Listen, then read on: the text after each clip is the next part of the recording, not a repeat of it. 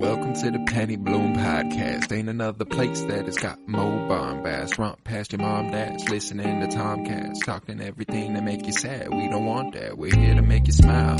Put your mind at ease. Peace, love, and bloom, and always praise Keanu Reeves. This what we about. This some weeding now. We'll talk until we can't no more, and then we peacing out. Alright, let's go.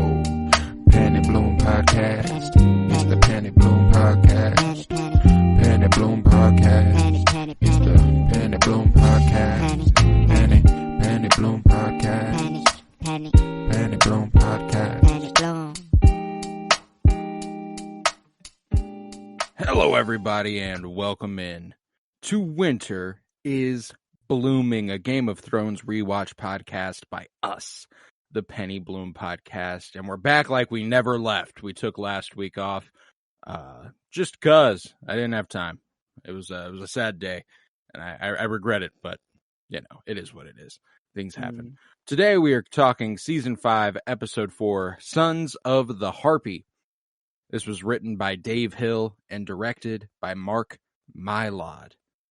I'm Colton Robertson. I'm joined by Joseph George. What's up, homie? Oh, what up, what up? Always a pleasure to be here. Oh, and it is always a pleasure to have you. And that writing credit, Dave Hill. Been a while since we've had another name besides D&D. Okay. Do you think you felt that a bit? I think a little bit. There were some different moments in here that are not common amongst the rest of the show. And, you know, maybe we took a little break just so we didn't have to see one go so quickly. You know, I don't know. This is a pretty big. Yeah, this is a pretty big one. Well, what's funny is it's big on our rewatch right now. It's never been as big to me as it was on this rewatch. Saying goodbye to Barristan Selmy has never been as important as it was on this watch. And it was always important. You know, it was like, oh no, Daenerys lost one of her strongest supporters. That's sad. Now it's like, oh, Barristan was fucking dope. You know, like, I loved Barristan. He was just cool in every way. Like, he was old, so he knows, like, a lot of the history just firsthand. Dude was right there for a lot of it. And he's also one of the best swords in Westeros. So, like, okay. No one can even test him, Nobody fucking with it. And, you know, like, I don't know. Like, I like that we get, you know, I guess I maybe be jumping the gun a little bit, but like the moment that's like right before, just with Daenerys talking about Rhaegar, just being like, yeah, no, he was awesome. Like he sang to people. We get a lot of, this is an important episode for that sort of like dissonance of what the stories of Rhaegar and what we hear about Rhaegar from a first-hand accountant's. Yeah. It's in the crypts, the Winterfell crypt, you get kind of that side of the story. It is the very early, like the first time that they're really going into Rhaegar and Lyanna. Like I mean, like pretty hard. Like I feel like it was mentioned before. Like I feel like we've gotten some stuff before, yes. Like maybe, would it have been a conversation between like Ned and Robert? Maybe they were like chilling, and he was like, you know, you never told me about that, you know, that one girl or whatever. And he's like, no, we don't speak of her or whatever. And then maybe Robert said something like, if she just, I don't know, something about the relationship going wrong. I can't remember. I just I know that we've gotten a couple things throughout the show where we've kind of gone, oh, that's a little vague, or it's a little telling, and it's only telling if you know how it goes and stuff. But even the little nod that Littlefinger gives, where he goes, you know, he rode right past his wife, and he lay a crown of these flowers on her lap, blue as frost. About as close as you can get to saying snow without saying snow. This is true. Yeah. This. I don't know how early the R&L, you know, John's parents' theories, whenever that all started, and stuff like that. But like, because I mean, I think it really took off at this point. Like people would like this. I feel like people would start to like maybe think of his parents. Like maybe that's something, but like there's still not enough there. I don't think. Like there's a moment, and I don't remember if it's this season or next season, where that it like really you're hit. like, oh, who the fuck is his parents? There's something about Samuel says something about Rhaegar being married in a secret ceremony when he's talking to Gilly just at the Citadel. He's like reading from old text, and he's like, "This motherfucker married." Like, or Gilly says something to Samuel, but Samuel's so wrapped up in something else that he doesn't even fucking process it. But it's kind of like, wait a fucking minute, what's that mean? And that's kind of and I can't wait to get there. I don't remember when it happens, but there's kind of there's a moment when it's like, that's interesting. That was like the key piece of evidence. Yeah, you'd have to be a keen viewer now. Like, in that they don't even really go into it. Like, I guess, like, no, not really at all. Like, I guess, like, if you could take that shot in the dark, you know. You could go like, because there's a time where everybody watching the show is going, oh, this motherfucker's a Targaryen, you know, and this is, and like, you could be like, and he's the son of Rhaegar and Lyanna, or whatever the fuck, you know, like, it could happen, but like, I mean, it didn't happen for me. One, John was like, hey, tell me about my mother, and he was like, when we see each other again, next time I see you, I'll tell you about your mother, you know, so like, that, you know, like maybe people that are going back and rewatching, you know, like they're at this point right now, they're in season 5, but then, I don't know, they're going back and rewatching season 1 for some reason. Or they remember that. You know, in between seasons. Yeah, but like going to the full lengths of figuring it all out, that's a little crazy, right? I mean, maybe just being like, maybe this guy's parents are somebody, you know, maybe this dude just isn't, well, and they're really starting to build that up too, you know, like Melisandre also in this episode. Like, not only do we get the Rhaegar story, the Lyanna stuff, but then you got Melisandre looking in Jon's eye and going, there is power in you, you know, like, yeah. Like, there's a lot in this episode that kind of points in that direction. And I guess they knew. This would be a thing that they knew. Right? Probably. Like, at this point, they knew, like, 100%. Like, they would have to known at this I'm assuming that's something that George R.R. Martin created this story knowing. So it's like, it might have been a long-standing reveal, but I'm assuming that I'd like to learn behind the scenes when Kit Harington learned it, when D&D learned it, like, when everyone sort of figured that out, or if they were just, I would guess right around now is when, like, season 5 is when that started, because I think season 7 is the official reveal. Like the transition from Baby John to Big John. Oh, dude, that's a moment. That's a moment and a half. Is that the season 7 finale? Well, the season 6 finale, shows that Jon was born of Lyanna. It does not tell us. Yep. It does not tell us who his father is, though. Yeah. And it cuts from that baby to Jon's face being dubbed King in the North. And then it's at the end of season 7 whenever Samwell and Bran are talking to each other.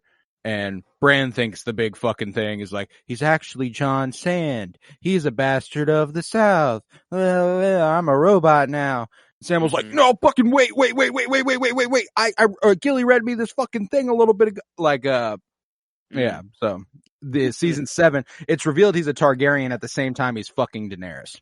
Yeah, that's what I remember. Because I'm like, I'm pretty certain him and Daenerys are on a boat having a grand old time. Yeah, just doing the deed, and then at that moment we figure out that like it's Daenerys is his aunt, great aunt. No, just aunt. Just aunt. It always fucks with my head every time. Like directly aunt too. Like it's not like. Oh yeah. Yeah, that is just straight up aunt. Her brother's son is Jon. Yeah. I guess it seems that Rhaegar is just so much older. Like, I don't know. Like, it seems that dude is, like, could have been her dad's age. Like, Daenerys. Yeah, I take it that, well, the other way to look at it is, like, he was still prince. He was not king yet. The Mad King was pretty fucking old at this point. So Rhaegar could have been pretty old. But, like, kings, they don't stop trying to produce lineage, you know? So, like, sure. I kind of, in my head, I kind of view Rhaegar and Dany as, like, 20 years apart. Like, he was, like, 20 at the time of Daenerys' birth. Okay, I'm kind of fucking up here. I was kind of combining Rhaegar and Aegon's story together, thinking that he's already done a lot of conquering and shit. But no, Rhaegar is he's just reaping the. Yeah, he was just the oldest Targaryen brother or son. Yeah, the eldest Targaryen son of the Mad King. Yeah. Okay. Oh, okay. And then it was just. And then Viserys and Dany. He was in fucking a joust or some shit. Or he was in some competition and then he was like, nope, see you later, I'm going to my real love. And then that's what started a war. Damn. Yeah, basically sparked a conflict that would lead to a war, you know. That's rough. And then the daughter who Rhaegar was supposed to be with was a Martell from Dorne. Yeah, Martell. It was Pedro Pascal, Oberyn's sister. Say it. God. You murdered her.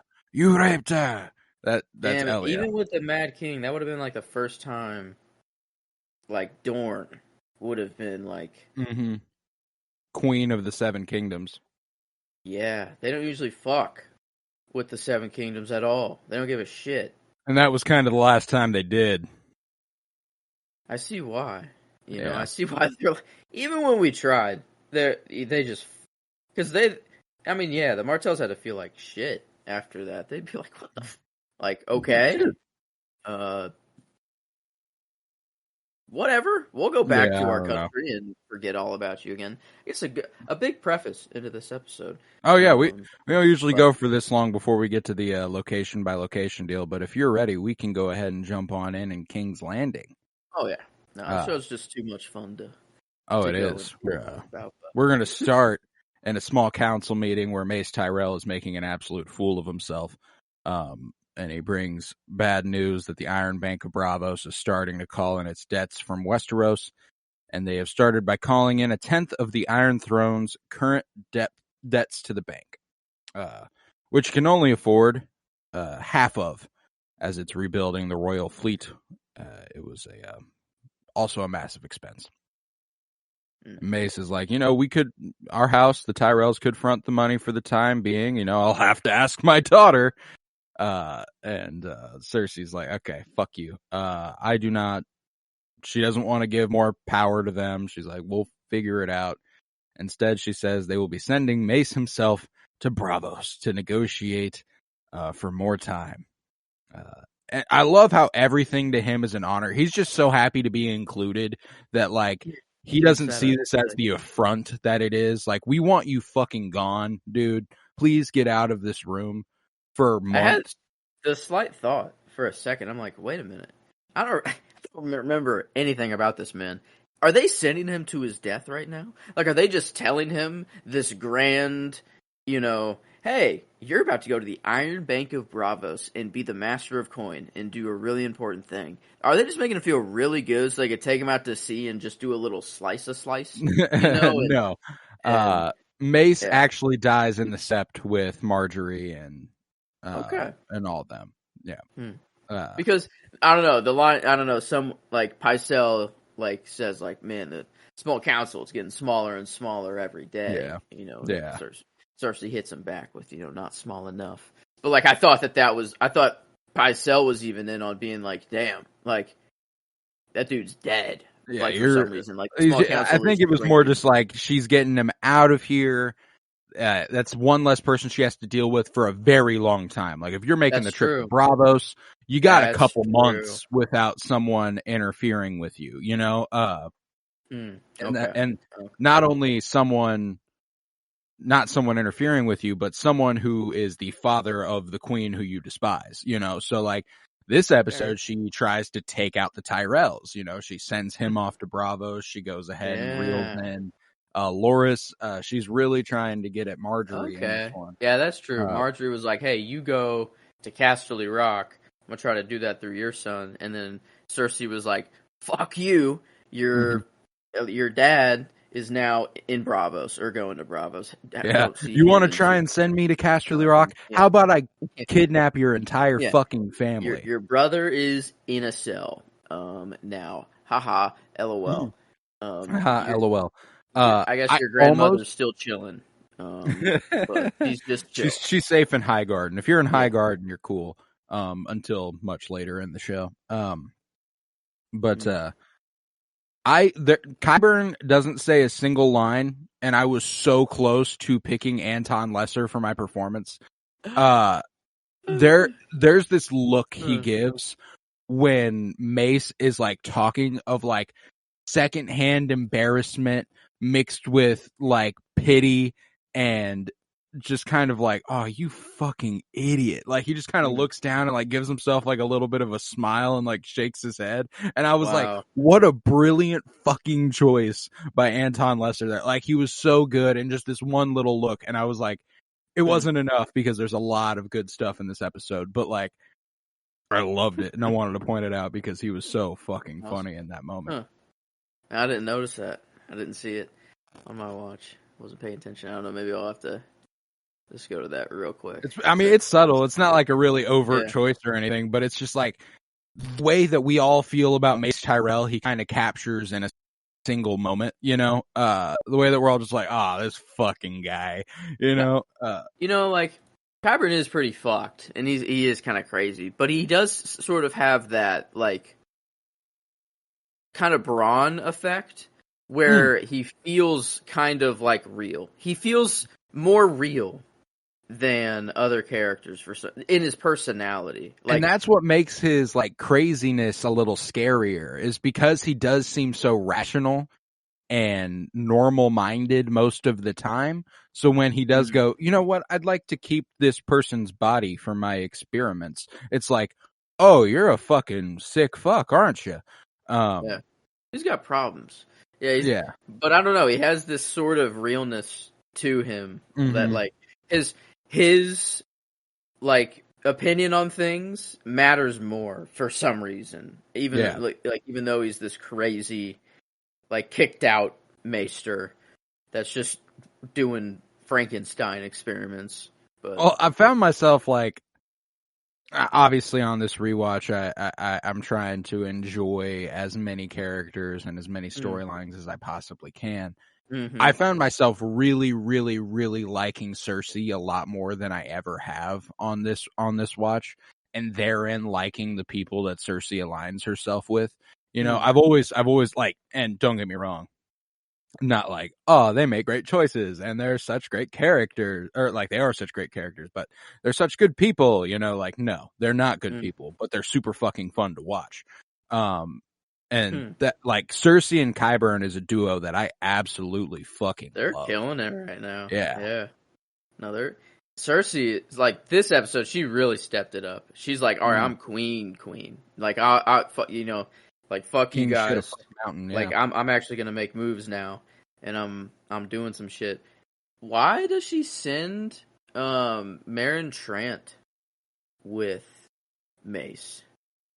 Why, like, give him, like, I mean, like, he's Meryn Trant and fuck him, whatever. But he's kind of like the top of the Kingsguard right now. You know, I think it's kind of incentivizing Mace to think it's an honor. You know, like, we're sending our finest Kingsguardmen with you to let you know that this is an extremely important mission that we need you to go on. I don't think it's necessarily like they're trying to hang Meryn Trant out to dry either. I think it's just that I think they expect that this mission will go off without a hitch, but it's a long time away from a seat of power and a boring ass job that Mace probably doesn't realize how fucking dull it will be. So I think they're just trying to incentivize it with a sense of importance that he wouldn't have needed anyway. I think he's just like I said, he's happy to be there. If they send him to do something, he's going to fucking do it. Okay. I can dig. Because I don't know, there were so many cues going off in my head. I'm like, is this dude dead? Like, do we never see him again? I was so confident that this dude was just never going to show up again. I'm pretty sure it's a couple episodes before we see them again. Because I think they take their time with them getting to Braavos, but we do see them in Braavos. I know that for sure. Oh, okay. Yeah, they get to Braavos. They meet with the Iron Bank and everything. Yeah, I believe. Let's see. I think we'll see them again in season 5 episode. I think it's the end of the season. Oh, he's in season 6, I guess. On his wiki, Mace returns to King's Landing, attends a small council meeting to discuss his children's imprisonment. And Yeah, I think I know they make it to Braavos before the end of the season, but I'm not sure exactly when that is. It looks like you're right. Mace is present at his son's Loras trial in the Great Sept of Baelor. That's where he dies. And is that during Loras' trial that it goes kaboom? That's actually during Cersei's trial, but I think they might be tried at the same time. That might be part of the. Oh, okay. Might be part of the deal. I can't remember, but. Yeah. Loras and everyone present at the trial are killed from the explosion. No, Loras had become a faith militant after his trial. Like, that was part of his punishment, was that he was inducted into their little order. And damn, I forgot so much of that stuff. Yeah, Loras' story is just overwhelmingly sad. Damn. Yeah, that sucks. That's not fun. But so Mace doesn't die. I don't know. I was getting just a bunch of signals to point to it. It really made me think it for a little bit, but no. And I will say his trip to Braavos is not as uneventful as one may anticipate, but I'm greatly looking forward to it. Yeah. Wait a minute. Yeah. I think the puzzle pieces are coming together. Yeah. Someone dies, but it's not Let's Mace. Fucking go. Yeah. Wait a minute. I'm way more happy about this trip now. Yeah. Okay. This is why. Now, this is why they send Meryn Trant with him to Braavos. Before the end of the season, we will finally get to that send-off for Meryn Trant that I've been so eagerly looking forward to. I still don't know how it happens. But, oh my God. No, I'm okay. Now that I know that little bit, that made it a little better. I don't know how, but now I'll know sort of when. He's in Braavos and okay. But Cersei now she then meets with the High Sparrow, who by her influence has been elected as the new High Septon of the Faith of the Seven.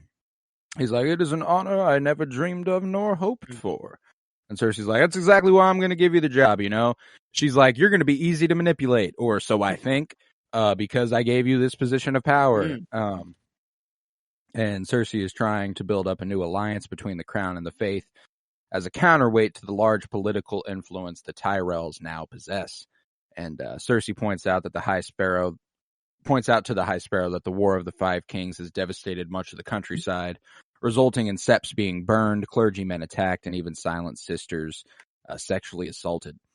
And bodies of holy men are piling up in the streets, and the High Sparrow admits that wars make men obey the sword more than the gods. And Cersei points out that before the Targaryens, the military order known as the Faith Militant dispensed the justice of the Seven. Never good to arm religion. Yeah, never in the history of anything has it ever been good to arm a religion. And The High Septon is kind of confused now, as the Targaryens disbanded the Faith Militant over 200 years ago. Mm-hmm. So yeah, it's even like an old concept. This is an archaic practice to even Westeros, which is like, oh, so she is really the opposite of progressive, you know? It was like Aegon, and then like maybe one or two more kings. And then they stopped. Come the time of House of the Dragon, the Faith Militant's not even a thing then. That's true. Yeah, and that's 300. Wait, that's like 175 years before. So like, oh yeah, Aegon's 300. That's right. Aegon's conquered. That's 300. That's 300. But yeah, no, it's like this is an old practice to even the people of Westeros. So this is absurd. Cersei explains that as part of the new alliance she hopes to build between the Crown and the Faith, she will tell her son to repeal the law and allow the Faith Militant to be reestablished and rearmed, an army whose purpose is to defend the Faith, holy men, and the small folk, and which will incidentally be turned against the Crown's enemies. There's so many that are shielded by gold and power, and he's just looking at her like, yes, I know. You don't have to... Like, ooh, yeah. There was like a really cool, like, forgot like everyone who sins. I don't know. The High Sparrow says something like, all sinners must pay, something along the lines. Didn't sound that evil though. But then Cersei was like, "What if I told you?" Yeah, that, like, we have a sinner within our midst. That it was her. But, like, she was, like, it's vague enough to be about her, which is a little funny. Yeah. And then, like, she's pouring him some wine, and then maybe for herself, though, And then whenever he was like, no. Like, I'm actually, the body is a temple. Yeah. Whenever I should say the body is a temple, but the truth is, I just don't like the taste. Yeah, fair enough. I mean... it's probably more for the religious reason he doesn't do it. But even religious people drink wine.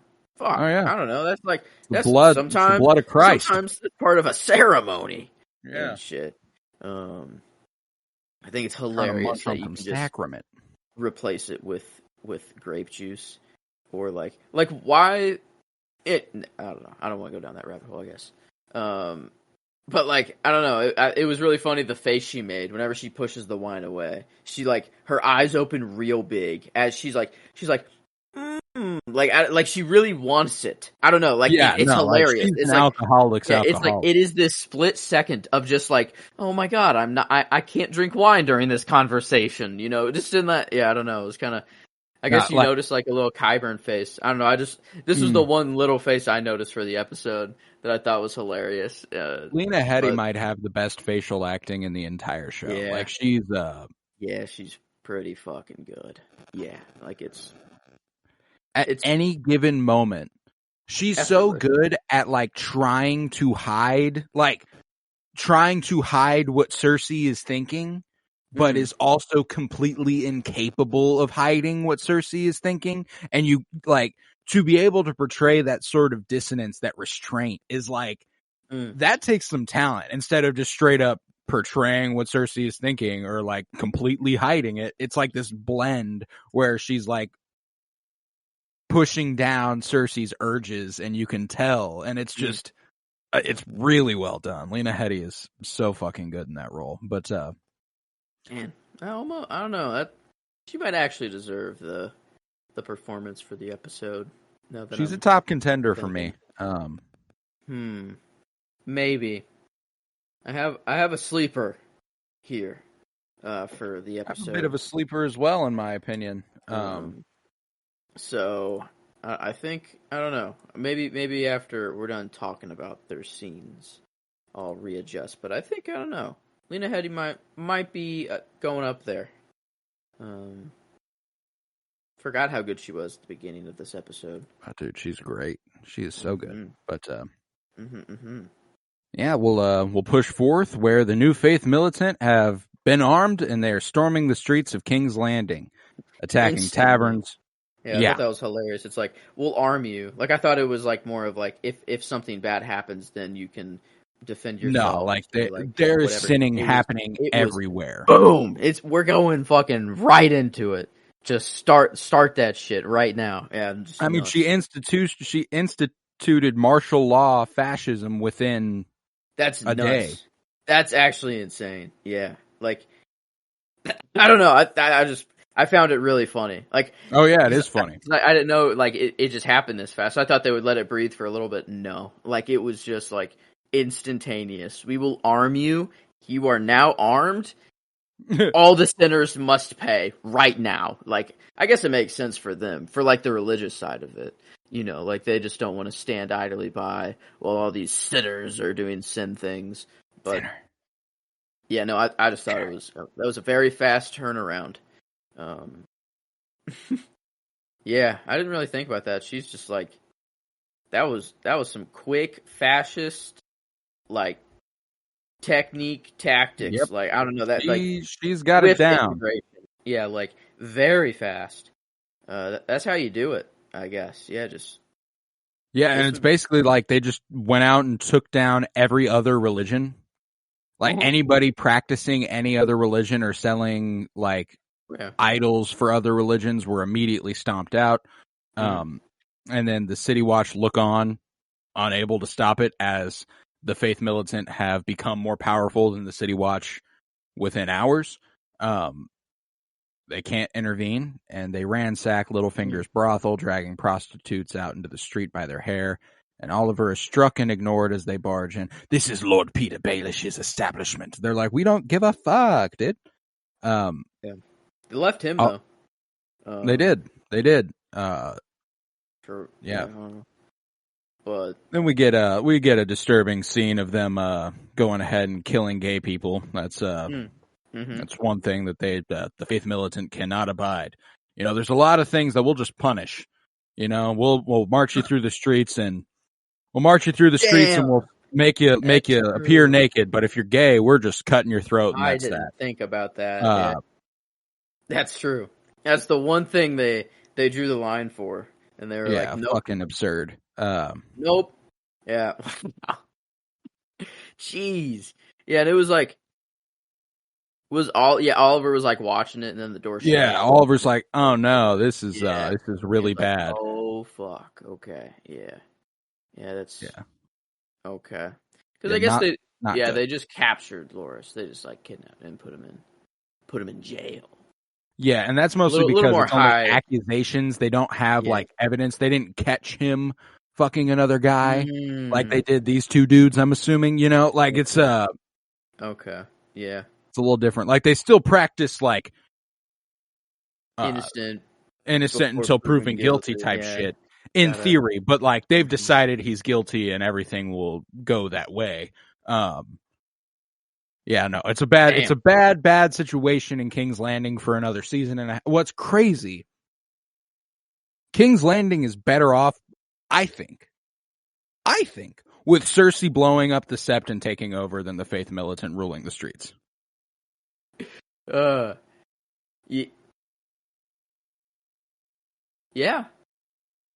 No, I mean, like, it'd be nice if you were a follower of that religion. Like, that's the only scenario. Yeah, like if you were already devout. Doing that. Yeah, if you were already doing that and that is your belief, you know, then you're chilling. But like, if not, that's like hell. That's just actual hell. Yeah, I don't know. I mean, shit. Even from like where I'm sitting, I'm not religious in any regard. You know, I'm dead there though. Yeah, like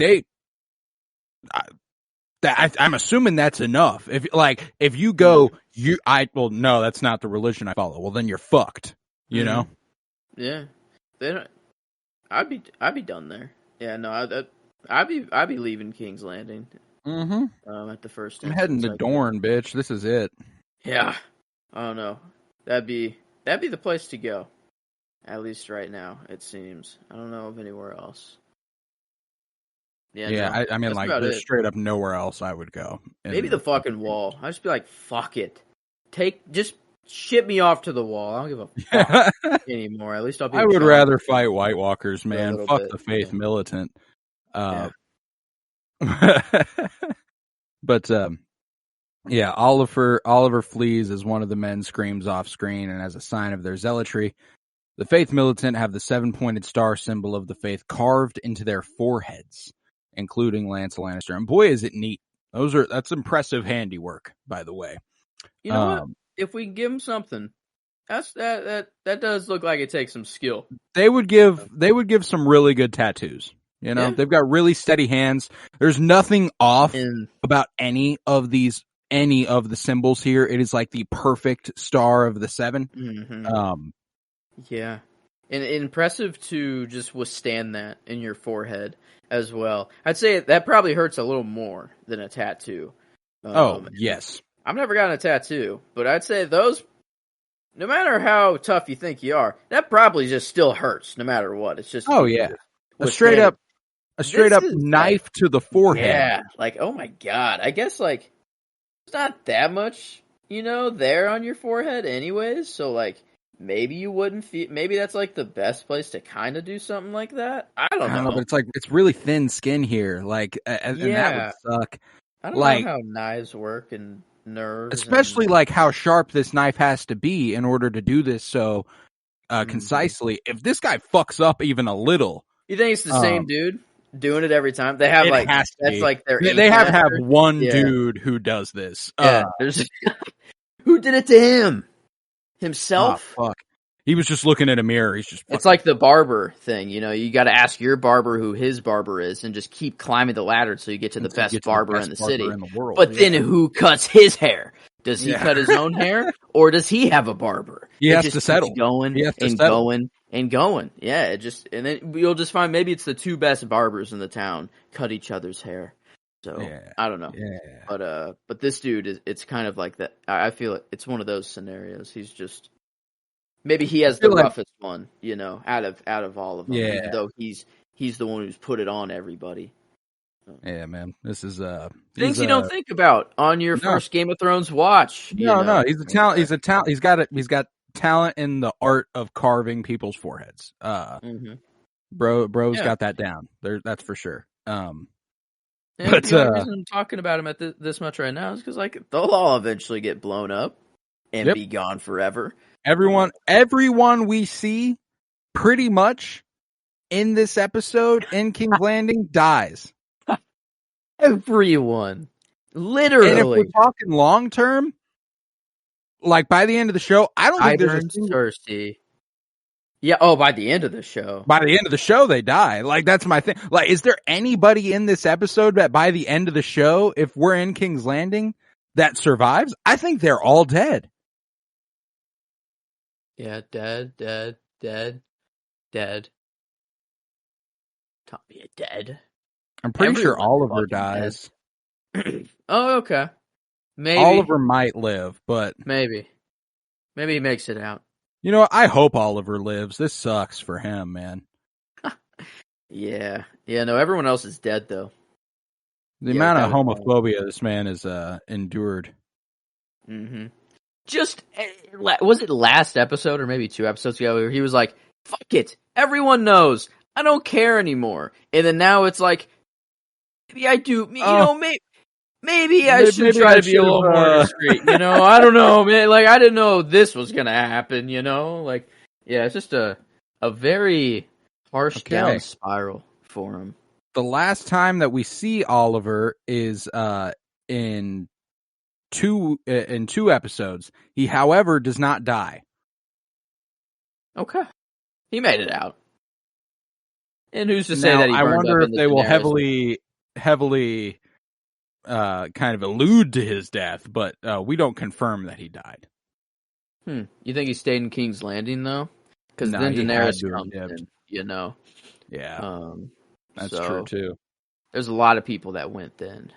Yeah. Damn. Yeah. Who knows? But Oliver seemingly, we don't see him again after another couple episodes here, but no confirmed death. Okay. So that's good. We got one, maybe, and it's a maybe. That's sad. Yeah, that's the only survivor out of this entire episode in King's Landing. But damn, these things happen. These things happen, especially in Game of Thrones. But nevertheless, Lancel proclaims that Loras' sexual perversions. Sorry, my shit realigned, so now I got to find my spot again. Oh my god, stop fucking doing that. I need to read. It's just the ads that load up. The ads pop up and then it scrolls down, and I'm like, dude, come on. I know. That's just the worst. I'm just trying, and it doesn't happen a lot. This is the first time I think this has ever really happened to me where I'm having a tough time keeping up with it, but it just keeps going. But, okay. Here we go. Lancel proclaims that Loras' sexual perversions are sins against the laws of gods and men, and Loras is dragged off. And then Marjorie Tyrell is furious at Tommen for her brother's arrest. Huh. And this is my sleeper. I'm going Natalie Dormer as Marjorie Tyrell for my performance. Okay, I like that. And it's because of this scene. It's like when she walks in and she's like, "What the fuck, dude?" And I again almost went with Tommen because this poor little fucking guy. Like, oh my god, no idea. Dude has like, no fucking clue what's going on. It's the moment whenever Marjorie's like, "It's your fucking mom. I know she had something to do with this," and he goes, "But aren't you and mother getting along?" Yeah, and then it was her response to that I immediately went with her for performance, where she goes, "Oh my all sweet, in one look, sweet like king." Yeah, like fuck, this guy doesn't know. He's just he's so naive and young. That's all. Yeah. Like, just an innocent dude. Like he was just eating in his room, dude. He probably hasn't been out of his room the whole day. He probably just chills. What's the cat's name? Sir Pounce. Yeah, he's probably just chilling with Sir Pounce, eating food, just looking out that window all day. That's it. I mean, he doesn't know anything that's going on, and that instant, like without Marjorie saying anything, like even before she says, my sweet, sweet king or whatever. Yeah, like, she was just like, oh my god. She was like, holy shit. Like it was holy shit. How does he not know anything? And then also like, well, damn. Now I can't direct my anger at anyone. Yeah. I thought, she has to change tactics and manipulate him into doing something for her. And this is Marjorie's obviously been manipulating him, no doubt. This is the first time it's ever been like pretty overt, and like I absolutely get what she's doing, and I get why she's doing it. Tommen, come on, what, do you even love me? Yeah, do you even love me? Do you have any power at all? You know, that shit right there. She was she went for his manhood hard. He's freshly considered himself a man. He became king. He's had sex. That's true. He's like, he has had the sex. Yeah, he was like, I'm a man now. I don't know if you caught that, but like, no, he's definitely, he's still nice, and he's not just gonna kill someone for doing, he doesn't have that, but like he definitely has an ego. For sure. Like, he's like, I am the king now. Maybe I have to, like, start acting like one, He's testing the trying, water. Man. And I think, what's crazy, too, is, I hate Tywin. I hated Tywin. Love the character. Great character. But I hated the motherfucker. Tywin doesn't let this shit happen, bro. Tywin does not let the Faith Militant take over. I guarantee you that. No one even tries. They don't try because Tywin's alive. Like, no one's stupid enough to actually go, try against. I don't know. It's just that. Yeah, and I mean, this move. It's no secret how much this comes back around to fuck Cersei. They end up coming for her eventually. So just all around, a short-sighted decision on her part. She thought the very argument she made for people needing to be arrested is exactly what they're going to do to apply to her later on. Like, they hide behind golds and riches. Well, you don't see what the problem here is, Cersei. You might come for it eventually. And she does. Maybe she just thought, putting the High Sparrow in that much power would shield her from I all think, this she shit. thought she was immune, and she was not. But, Tommen, after this interaction, is fired up. He's going to go talk to his mommy. He briefly stands up to her. Loras needs to be released at once. Cersei's like, I'm not holding Loras. And he's like, well, yeah, but, shit. You armed the Faith Militant. You did that. That's your fault. She's like, yeah, but I didn't tell them to go do that. And he's like, God, fuck, all right. I'll go talk to the High Sparrow then. And then he walks up to her with like his hands behind his back, and he does this little thing where he like turns back and forth, and he goes, who should I talk to then, Mom? So, like, who do I talk? Like, I had to call him on a phone and talk to him, or I don't want to do that. Can you talk to him for me, Mom? Call him for me, please. This poor little fucking guy. Cersei points out she didn't arrest Loras. The Faith Militant simply dragged him off and imprisoned him. So he should ask the High Sparrow to release him. And Tommen naively thinks the High Sparrow will simply do as he requests. So he heads to the Great Sept of Baelor with 5 Kingsguard and several Lannister guards. And the path to the Great Sept is blocked by the Faith Militant. And if today wasn't already bad enough for Tommen, for him to like freshly, I think this is the first time he's ever heard shit like this, to be exposed to the people of King's Landing and Flea Bottom going, bastard, abomination, you fucking suck, get off the stage. He's had his wedding. That was a public appearance he made, one of probably 3 ever. And everyone was very, very loving, mostly of Marjorie. Yeah, everyone's good shit. This, like, the last time we got this, Joffrey killed that motherfucker right in the street, I'm pretty sure. And then, like, started kind of like a throwing shit war. Yep. Then he had to leave. Yeah, this time it was just more of like, damn, alright, fuck. Like, this sucks, I'll just go back home. Well, and like, not to mention that the Faith Militant's actions are naturally tied directly to him. Like, the people think that he is in charge of arming the Faith Militant. So, like, they just came through, fucked a bunch of shit up, and they were like, any good faith he had because of Marjorie is immediately axed because of the Faith Militant. Damn. And yeah, everything just went bad for the man. Very, very quickly. This episode just really, this is when shit collapses. You know, it's kind of like, not often can you point to a point in history and go, this is when shit fucked up. This episode is when shit fucked up. You know, you're kind of wondering, like, the rise of the High Sparrow, and if it was more planned or calculated. It really just was like, it just happened. Yeah, it's just like, boom, we're doing it now. Cersei made a mistake and gave power to a fanatic cult. Yeah, just straight up. And then literally within that day, it's over. Like, it's like, there was no rise, there was no scheme, there was no, it was just, okay. Oh, so you're giving us permission to implore our beliefs on a grand scale with weapons. Okay, cool. We can do that. Roger. Yeah, that was Roger. Hear you loud and clear. Yeah. Yeah, it does not go the way he hopes. The High Sparrow is praying and does not wish to be disturbed. And the King's Guardman looks at Tom and goes, say the word and we'll take these motherfuckers out, Your Grace. And he's like, you mean like kill them? And he's like, yeah, that's what I mean. And Tommen's like, oh, God, is shit really this fucking bad this fast? Oh, my God. Wait a second. We'll figure something else out. Let me go talk to my wife. He withdraws back to the Red Keep, and Marjorie is even more upset at how ineffectually young Tommen was. So she leaves saying that she is going to bring her grandmother Olenna back to the capital to deal with this shit.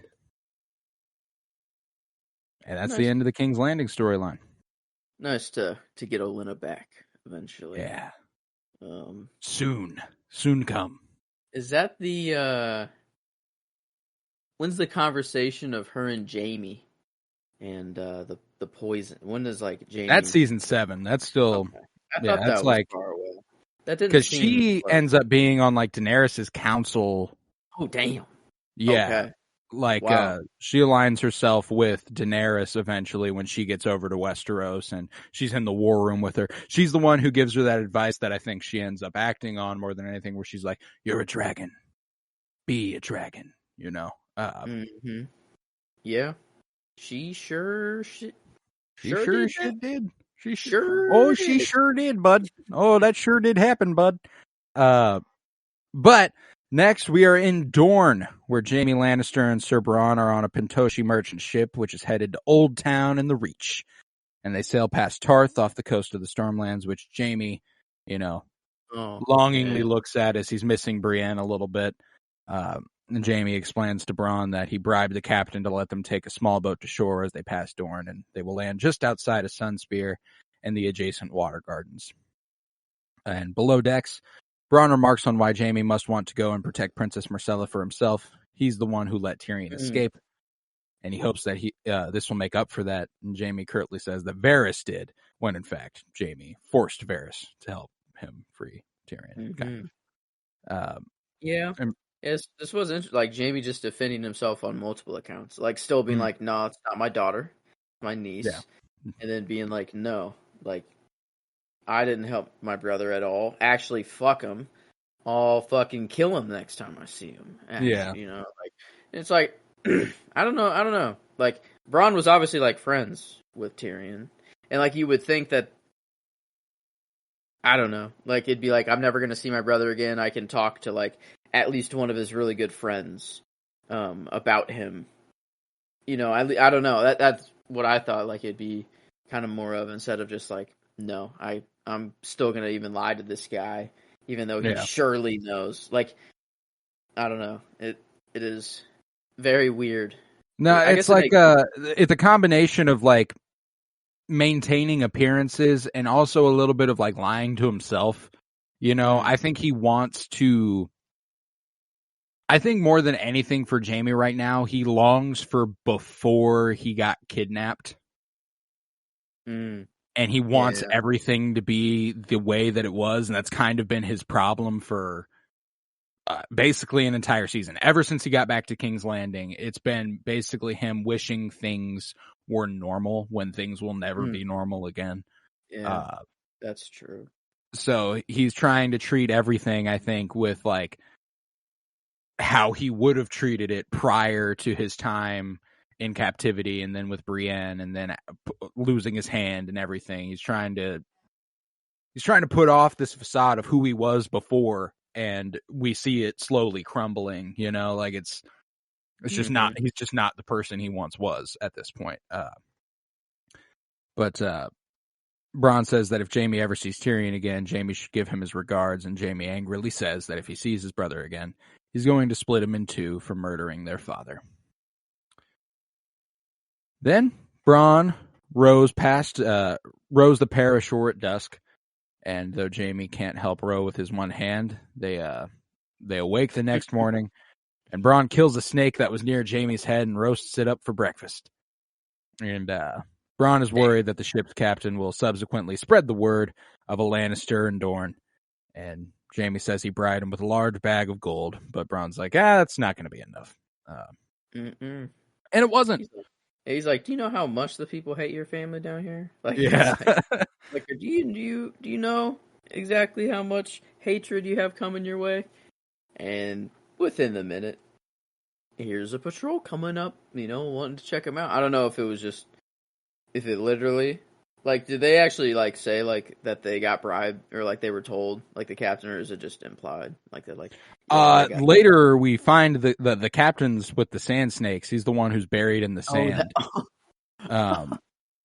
That's right. Okay. Yeah. So they got told. I think these dudes might have just happened upon him, but the sand snakes like captured this guy, so they know that he's coming. Okay. Yeah. This exchange where they're eating the snake actually my favorite line of the episode when they're talking about, Bronn's like, would have been a shit way to go. And Jaime's like, as far as I've seen, they're all shit ways to go. And then they have like a longer conversation. Yeah. Jaime asks Bronn how he'd like to die. And he explains, I'd like to be at home, drunk on wine, with my sons groveling over my fortune. He's like, that's not, I was expecting something more eventful of you. And then Bronn says, my life has been exciting. I want my death to be boring. And that's my line.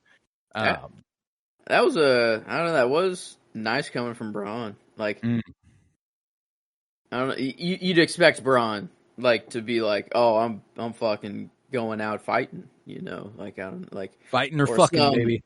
Some badass answer, you know. But yeah, no, he's a realistic guy. He's and you don't, and I like to think he might have gotten this a little bit from Tyrion, you know.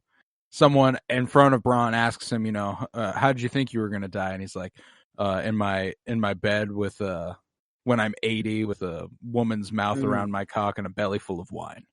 And maybe Bronn was like, you know what? That doesn't sound so bad, you know, like. Yeah. But yeah. Wow. That's awesome. Yeah. What character development for Bronn here? Yeah. You know, he's really making progress. From just being Tyrion's champion in the Vale to absolute just king shit. He's turned his life around. Man's that guy. I love him. Who knows what he was doing before? We don't know. He's just a sellsword. Badass sellsword. Yeah, he's kind of like the Dario. A little less. I mean, he's definitely like the gruffer Dario. Yeah. Like he fights and he fucks. Dario and Bronn would be like best fucking friends. Yeah. Dario could give Bronn a few like pointers on how to like just do a little better with the women. Like swoon them. Mm-hmm. And no, they'd be that'd be a cool combo right there. I need the buddy comedy. I need the Dario, because they're both alive at the end of the show, by the way. Dario and oh yeah. He gets left behind whenever Daenerys heads to Westeros. She's like, I can't take you with me. Yeah. Wow. Oh, because she needed to be. She couldn't be locked down in case she needed a king. Yeah. Well, she couldn't be locked. Damn. Yeah. So she's like, sorry, Dario, I love you, buddy, but shit. You've been a great fuck buddy. Yeah. Yeah. But no, so maybe a post Thrones buddy comedy with Bronn and Dario. That would be that's my number one Game of Thrones pitch. If we could make something happen, it'd be a Bronn and Dario buddy comedy. Yeah, Bronn has his own castle wherever he is. I forgot where he settled down, but he just goes on vacation to Essos and gets gets a beach house. So maybe Dario just has like his own resort, and it's just a week of Dario and Bronn hanging out at this resort. Mm-hmm. The hijinks they ensue. I think it could be a lot of fun.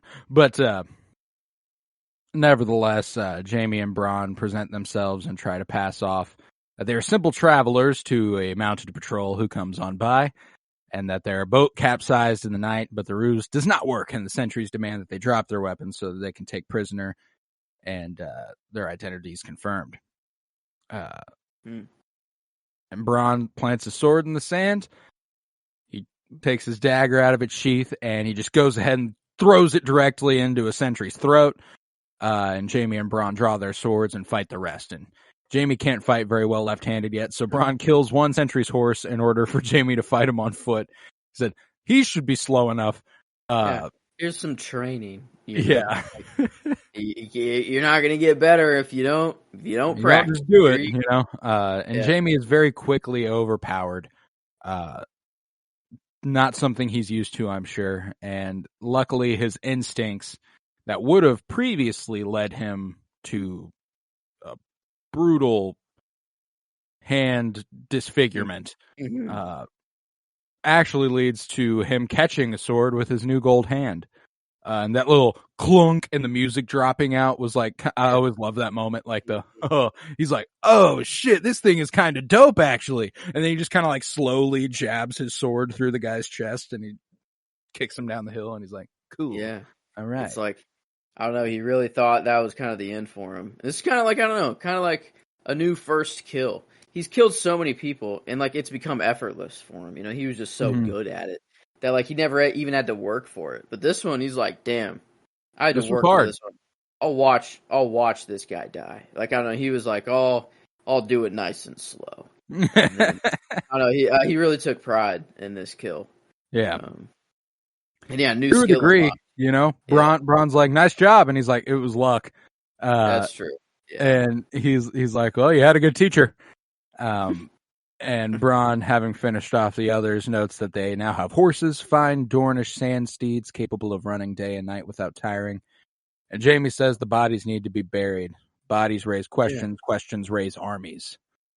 Why is it just because the people are nicer in Dorne that the horses can run? Like, the horses in Dorne, they can run day and night. Like, no other horse can do that in Westeros at all.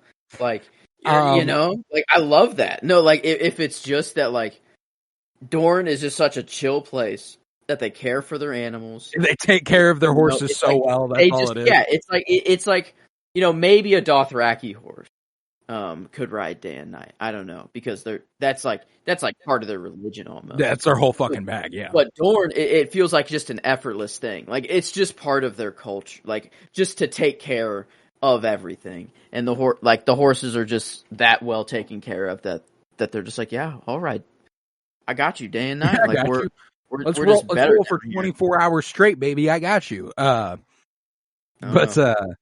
Bronn says it will take a lot of time to dig holes for all of them, and Jaime's like, oh, actually, I can't really do any digging, so probably just going to be you. He's getting away with a lot with that, the no hand card. You know, fair enough. I mean, it probably would. I don't know where they get the shovel. Fun, to be sure.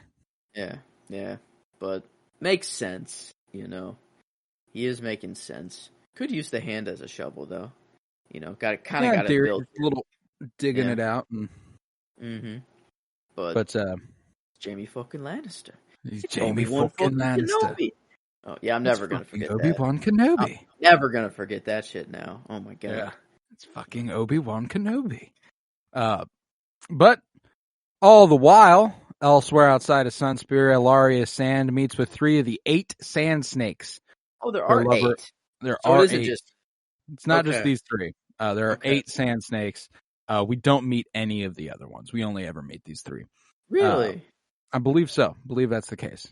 Is this like just their headquarters? Like just this little tent? This is just where they bull. Yeah, you know. I don't know if this is like where they just happen to set up, or if this is like where they stay. You know, I imagine they have something of like a rotating camp. You know, like they move so that they can't be caught. I don't know why they would be running from something, but like there's 8 of them. It's 8. Oberyn got around. Naturally that resulted in some it's just the children. Yeah. Like, it's not even like it's Oberyn's bastard kids. Yeah, it's not even like and actually they're Oberyn's bastard daughters. They're all women. Wow, he really had like no sons. Dude didn't have a single son. I guess not. Here, let's see. Damn. That's actually nuts. The sand snakes. 8 sand snakes. Wow, I didn't know there were 8. Yeah, Oberyn, Nymeria. Yeah. Obella, Dorea, Loreza.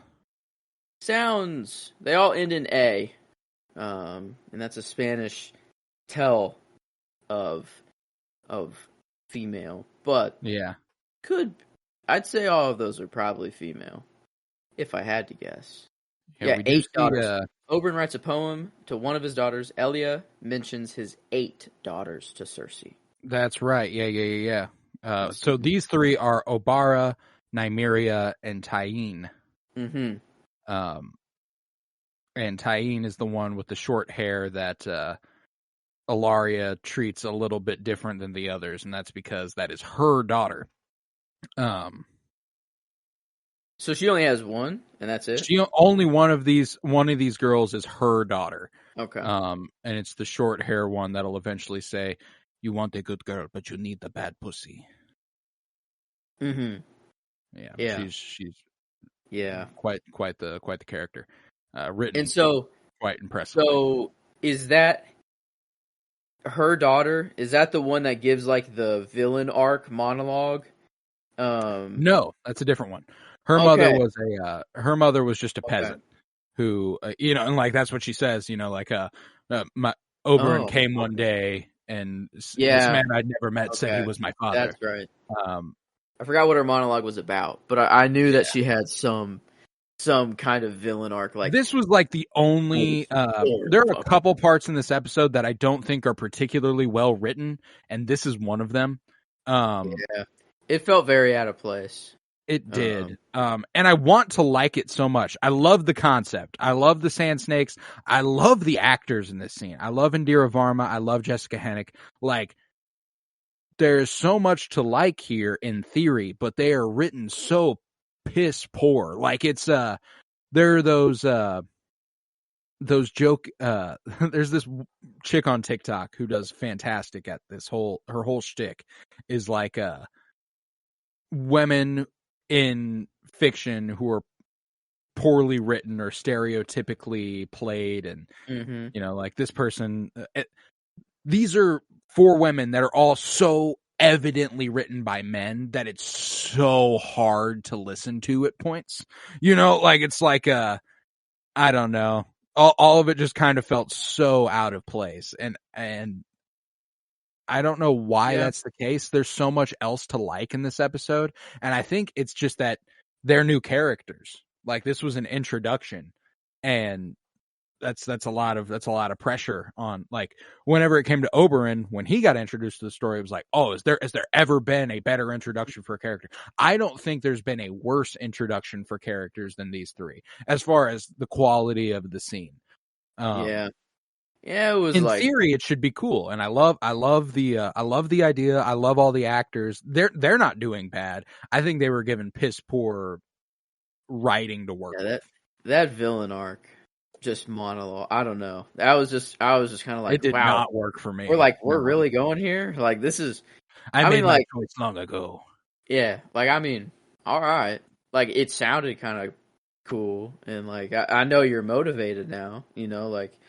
Shit, like, but it just, I don't know, it felt weird for the episode. It just didn't really fit everything else. And then like, yeah, I don't know, it was just a weird moment. Like, it should have been something that was kind of like, oh, okay, we got a new force, coming up. Like, they're gonna fuck some shit up in King's Landing, or they're gonna make some deal with Marcella, try to do something, like, it should have been like a new player has entered the game, sort of thing, and like, one's badass with the spear, just like Oberyn was. One's dope with the whip, the way she flicks the fucking the bucket off the dude's head and then wraps it around her. Like, that was pimp. See, they are cool.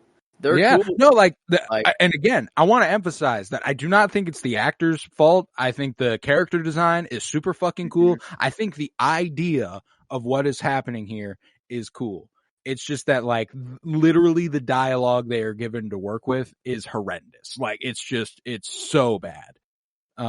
Yeah. And that's the part that, like, really shocked me when I looked at the writer and learned that it was not D&D. I was like, I thought this scene had D&D plastered all over it. You know what I'm saying? Like, you're going to have to choose. Yeah. Safety or whatever, or war with me. Yeah. What do you want to do, girls? Or walking up and like, it's just, one just it like makes it does reflect it. The writing is so not very good that it actually reflects poorly on a talented actress like Indira Varma, the actress for Ilaria, the mother figure. Like, she's a fantastic actor, and we've seen that on numerous occasions in this show and in like Obi-Wan Kenobi and in Sicario. She's a fantastic performer. But like when she pulls up and she starts talking about what the plan is, it's like, oh God, no.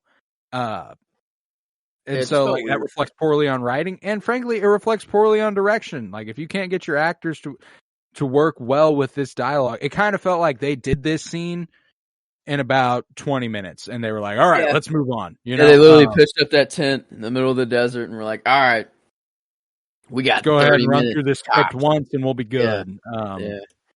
Felt like they took the first take and then we're just like, well, let's move on. They're like, we can only get 3 of them here anyways. They're like, there's 8 of them. We said it a while ago, last season, but we can only get 3 of them here. Like it's just whatever. Like we never see the other 5 at all. No, never. Okay. I mean, I guess they're all like bastard children, so like maybe they're just not all like they just don't stay together. I don't know. Maybe like just these 3 do. Like they feel like I don't know. Like maybe I guess like they could just be out doing their thing. Well, and who knows how large of an age gap there is between all of them? You know, like they're literal babies. Yeah, like these are the only of age people at all. Yeah, guess true. Could have been. Oberyn was probably getting nasty. Well, for a long period of time, I imagine. Because if these girls are his daughters and they're like 18 to 25 is the age range I would guess for these 3. I mean, this dude was fucking down in King's Landing a year ago. You know what I'm saying? Like this man fucked. So like he's probably got a few that are very, very small children. But we won't. But I think we spent enough time on that. I won't go into all the specifics. But you know, it was the ending's cool. Whenever she throws a spear through the dude's head in the ground and is like, "I made my choice a long time ago." Yeah, that captain that gave him that. You know, why did he what did he do wrong? You know, he gave them the ride. You know, like that's how bad they hate the Lannisters. Is like, that's you help the Lannisters, you're dead. You know, true. Yeah, I don't know how I didn't really think about that, but I thought it was like, hey, I'm coming to you with information. You know, like I got very valuable information. It's like, yeah, I saw Jaime fucking Lannister. It's Obi-Wan. It's fucking Obi-Wan Kenobi. Going the step further though, it's like, yeah, no, you still did give him a ride here. Like you did do that. So fair enough. We gotta kill you, man. But yeah, that ends the story in Dorne, and we'll head to the Summer Sea next, where at Volantis, during the night, Jorah Mormont knocks out a fisherman and steals his boat, leaving with his captive Tyrion Lannister. Later, when they are at sea, Tyrion urges for Jorah to remove his gag by singing in a very annoying capacity. And ultimately, it leads to Jorah removing his gag, as he would prefer him to talk to him as opposed to hearing this mumbled jarble of words. And Jorah will not volunteer any information about himself, but from a few quick observations, such as the bear sigil on his armor, the Targaryen sigil, Tyrion quickly surmises that he must be Jorah Mormont. He really breaks his whole shit down right here. Oh, very quickly. Really. And this was the other scene that I think was really, really carried by Peter Dinklage being a good actor and Ian Glenn being a good actor. Again, I find the dialogue in this scene just not very good. I appreciate Tyrion's like deduction of the whole situation, and it makes sense that he would. And it's not an easy scene to write by any means. You know, like it's really one-sided. Jorah doesn't want to provide any information, so Tyrion just kind of has to do all the talking.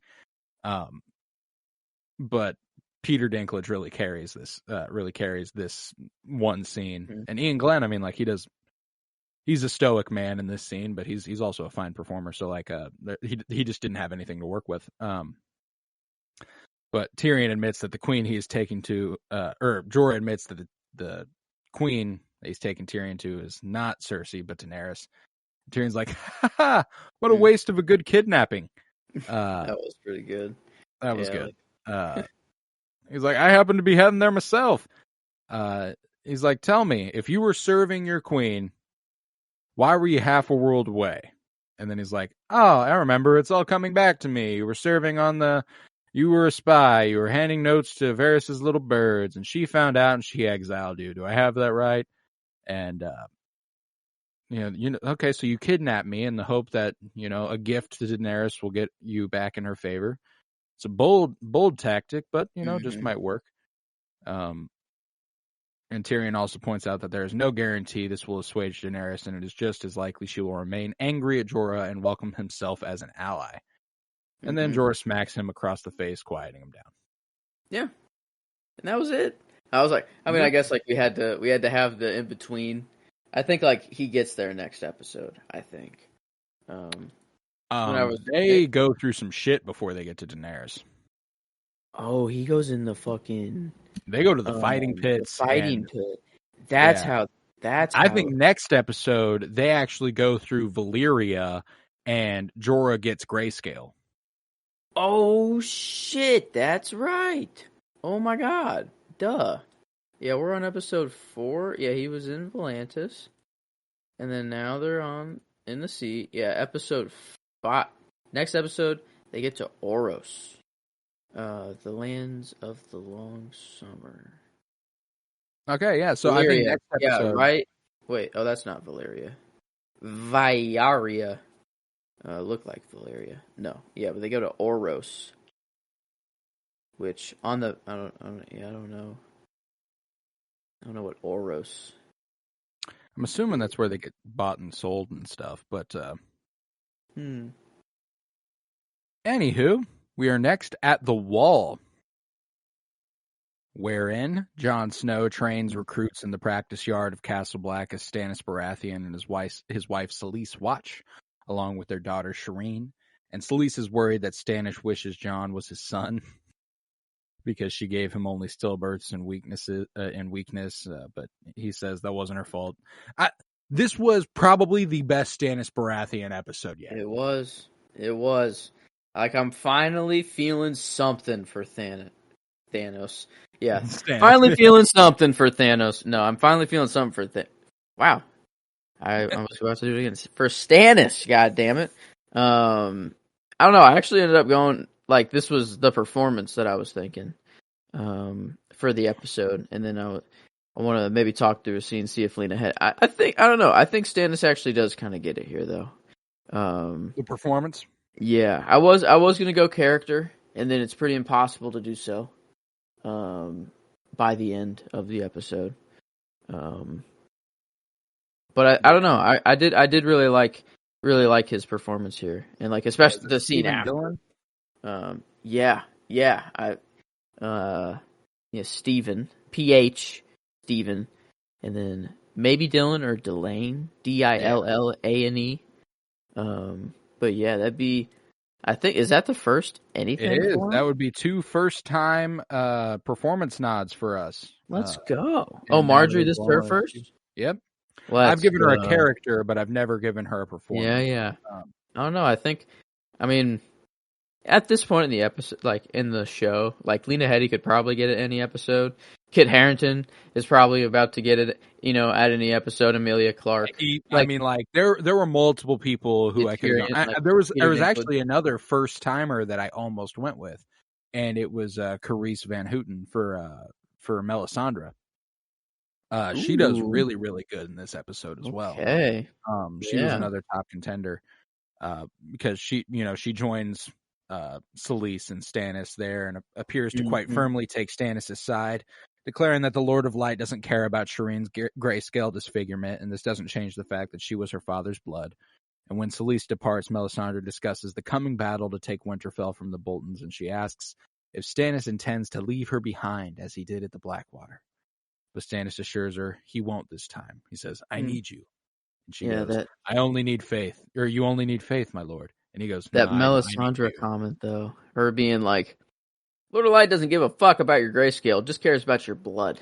And what that'll mean for your sacrifice. Yep. Like a little like, it doesn't matter if you have grayscale, if you're sick, anything. We don't give a fuck.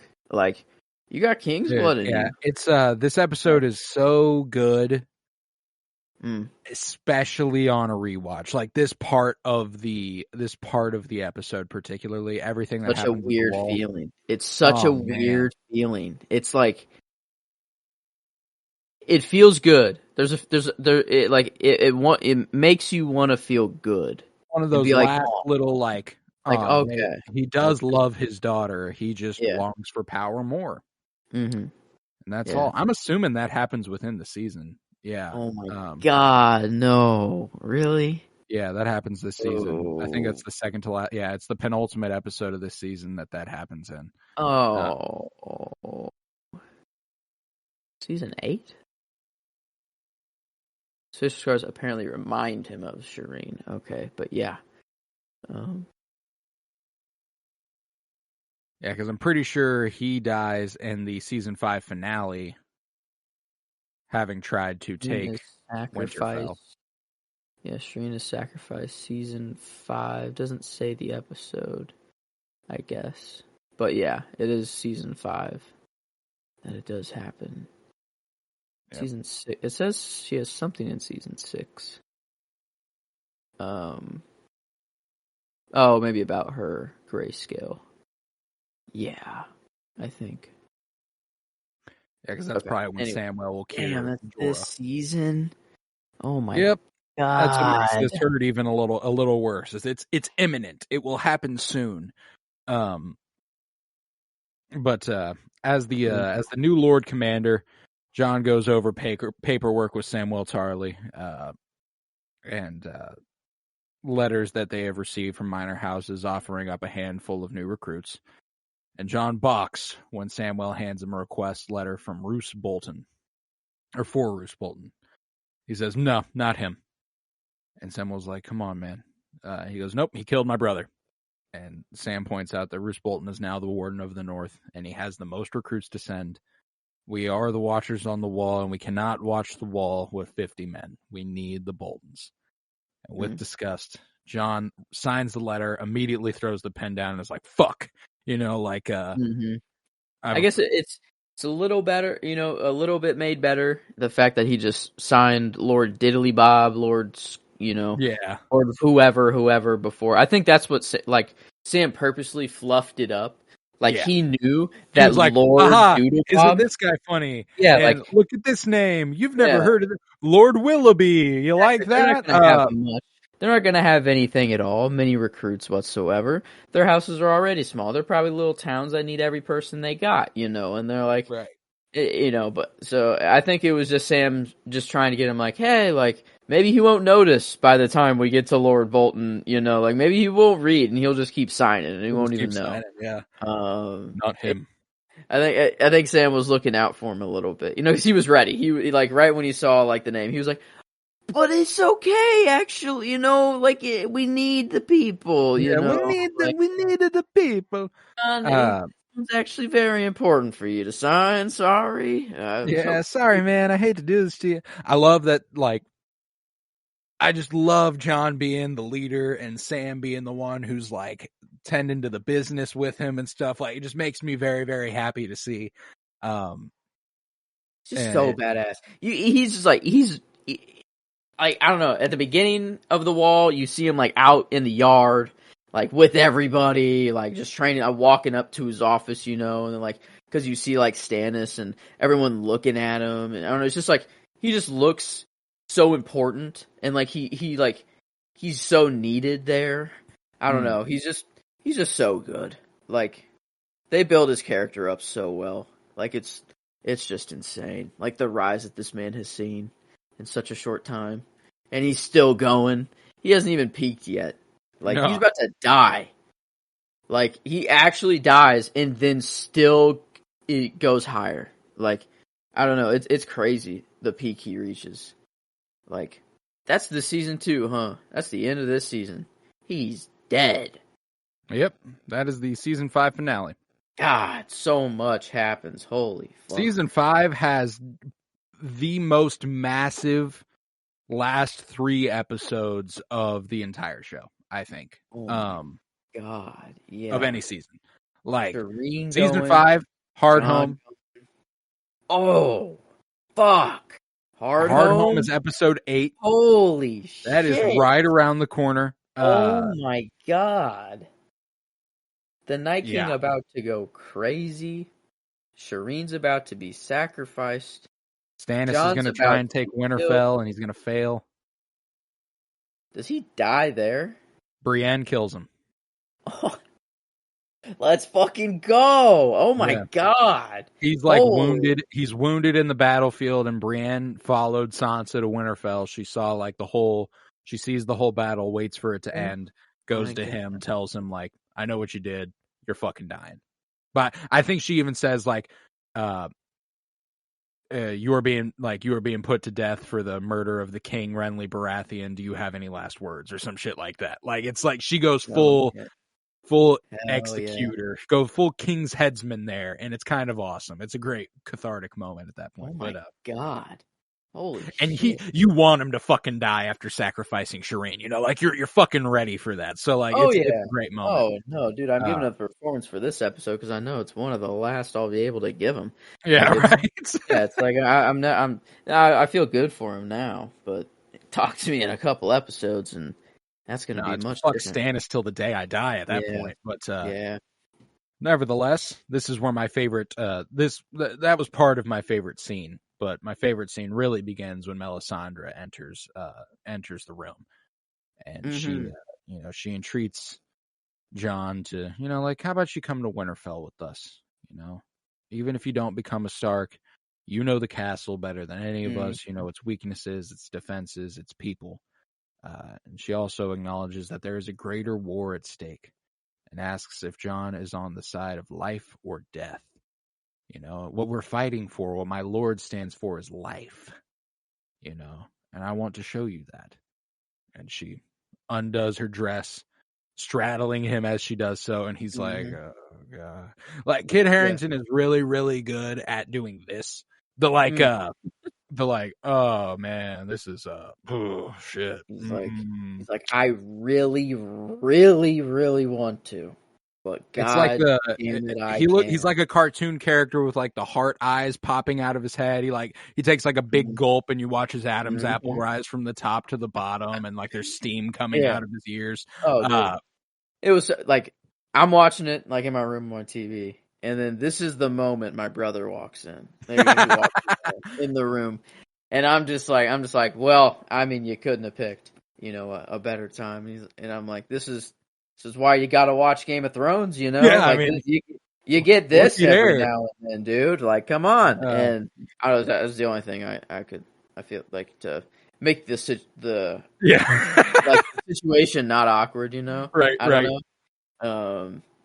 But no, this like Melisandre. I don't know. Melisandre got really interesting to me this episode. Of like how she knows some stuff, like. There's clearly a power in her, like it's abundantly clear that she possesses something. Like her saying like, my lord fights for the living, or like is like for life. Like kind of like she knows that Jon was saying like, I want to fight for the side of the living, like that's like, she's literally like using his own like words and his own like philosophies to like try to justify fighting for him, and then like, and then she goes a little sexual mode, and maybe that's just like, maybe it just works with every other man. It works with most dudes, Jon, like, and on paper, there's no reason why it shouldn't work for Jon here. He's up at the wall. In theory, he hasn't, he hasn't got it on in a while. So she's like, "Come on now, get down with this." And she's like, "Come on, fuck me, dude." And the Lord of Light made humans male and female for a reason. We're half of a larger whole. So fill it, basically. Yeah. And although clearly tempted, as he like never removes his hand from her breast for this entire scene, which is like, also hilarious. I'll let it go for a little bit, He's like, he's like, I can't do that, and he's like still got his hand on her tit, and then she, like, I don't know if down. this is a good idea, Melisandre. But I'll stall for a little bit longer. She like looks down, and she's like, yeah, and he goes, oh shit, I'm sorry, like the pullback.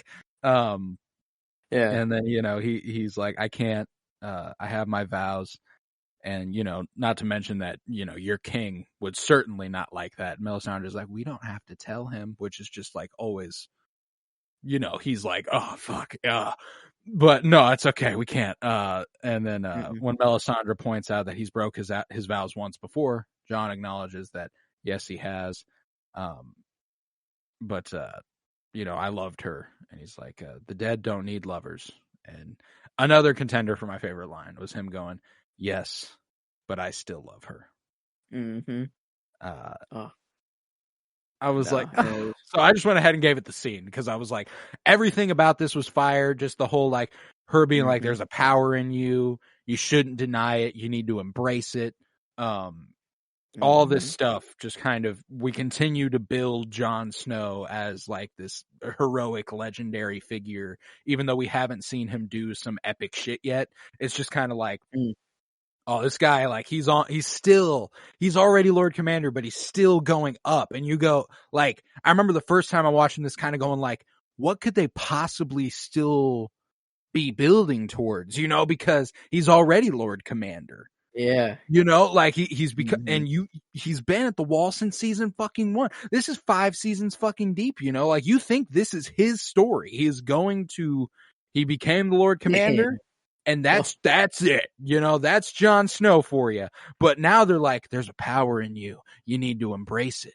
We need to and you're like, oh dude, is this guy gonna fucking be like, it's just I love the way they build Jon Snow. I really, really do. And especially that scene was awesome. Yeah. No, that scene was sick. The line I chose was Melisandre's mic drop as she's walking out of the door. Like nothing, Jon Snow. And him being like, it's like, how the fuck do you know that? And again, like, you want to go Carice Van Houten, you want to go Kit Harington, you want to go Lena. There's so many fantastic performances in this episode, but like Kit Harington's reaction, like there are so many moments you can point to in this episode where it's just people's reactions to shit that kind of go like, oh, like that was good. And this was one of those when Kit Harington is left fucking speechless as a result of the nothing Jon Snow. How the fuck did she know? I want to show you. I want to show you something. He's like, "Forgive me, my lady. I don't trust visions." So basically, I think she just turned her powers up to max to try and like, headcanon theory for a little bit. Jon burnt her for her funeral, lit her body ablaze.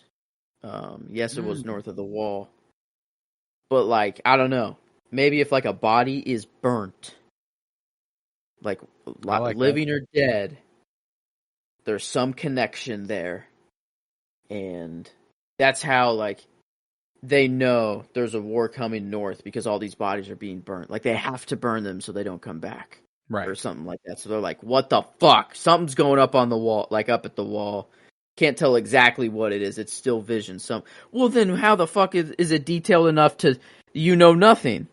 That was said like twice, or maybe 3 times. I don't know, but like definitely on one hand. It's been very clear since Melisandre arrived at the wall that she sensed an importance in Jon Snow. So maybe it's kind of like meditative, like. She is trying her best to learn about Jon Snow through her visions. Like it's like maybe that's what she's praying for. Like do you think Melisandre knows that Ygritte said that to Jon, or do you think she's just legitimately telling Jon like you don't know, like you know nothing? Like no, she said that as a like.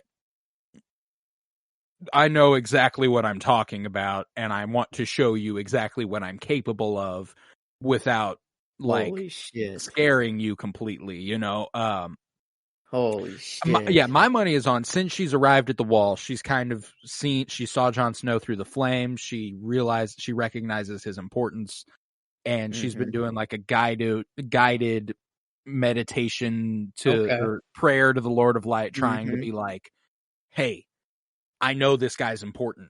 Tell me why. Give me, like, help me out here. So I'm guessing that, like, in her visions in the flames, she's seen some shit with Jon and Ygritte and the nothing Jon Snow. And, there's also the fact that, like, when she looked at Arya's, like, she just looked at Arya's face that one time and was like, oh, I see something in you.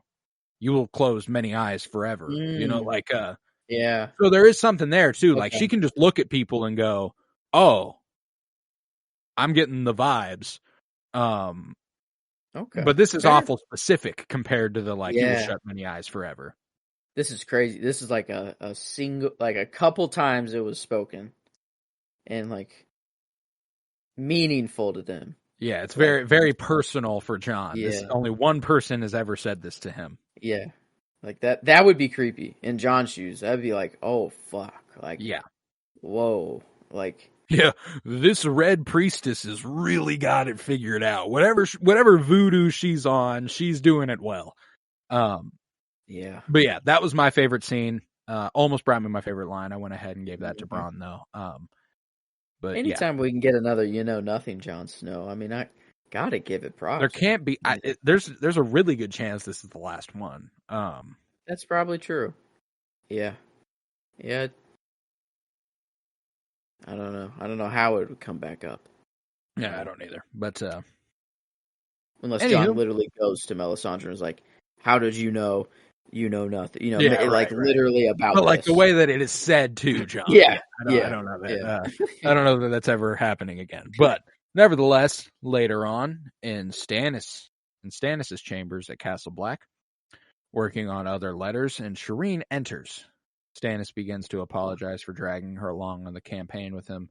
Castle Black is hardly a place for a child, but Shireen cuts him off. She's like, "Yo, I'm happy here. This is fun. I'm having a great time. I thought I'd be left at Dragonstone in the fucking dungeon down there, as Mom wanted." And Shireen's like, she just, and this is again just a look that you go, oh, that's a good fucking, like, from Stephen Dillon. Whenever Shireen asks, are you ashamed of me? It is like, this guy has to have kids. The way he just like snaps up at her, and there's like this look of like pity and like guilt almost to like where she would have ever felt that at all, like felt the need to ask that. No, man, like that's why it almost was my scene. This isn't your scene. I thought for sure it would be. It was close. There was one, I don't know. I like Game of Thrones action got pretty fucking good this episode. This is all time right here. Yeah. I thought it was actually really well done. But like I gave Stephen Dillon or Delane the performance. Like I had to give this scene somehow in here. And I felt like his performance is why the scene's so good. So that's why I went with it. But yeah, I don't know. This was like I don't know. It's from the jump. Like she was like, Mom didn't want me here, and he was like, how do you even know that? Like, no, like that's crazy talk. Automatically like defending. Yeah. What's the wife's name? Selyse. Yeah, Selyse, defending her, and then Shireen being like, oh no, she literally told me that she didn't want me to go. Like, she was like, she literally told me to my face that she didn't want me to come. And then he was like, oh, well, she shouldn't have said that. I'm sorry. Yeah. That sucks, I don't know. Stannis gets up from the table and, again, kind of similar to Lena Headey in that, the way she was like suppressing, she like is able to suppress Cersei's urges in her performance. The way Stannis struggles to express his emotions, Stephen Dillon has that fucking down. When he gets up from his table and he like walks away and he like can't even look at her, he's just kind of like looking away and he's like, yeah, when you were born, and there was this doll maker. A Dornish trader arrived on Dragonstone and, having heard of your birth, gave a wooden doll as a gift for you, and he knew that I would be an easy target as a new father, and unfortunately the doll was contaminated with grayscale, and by the time it was discovered, Shireen had already contracted the disease, and he was like, everyone told me you would die sooner or later, and most seemed to think it would be later. It would be brutal enough to let you get to know the world, and then it would take you from me.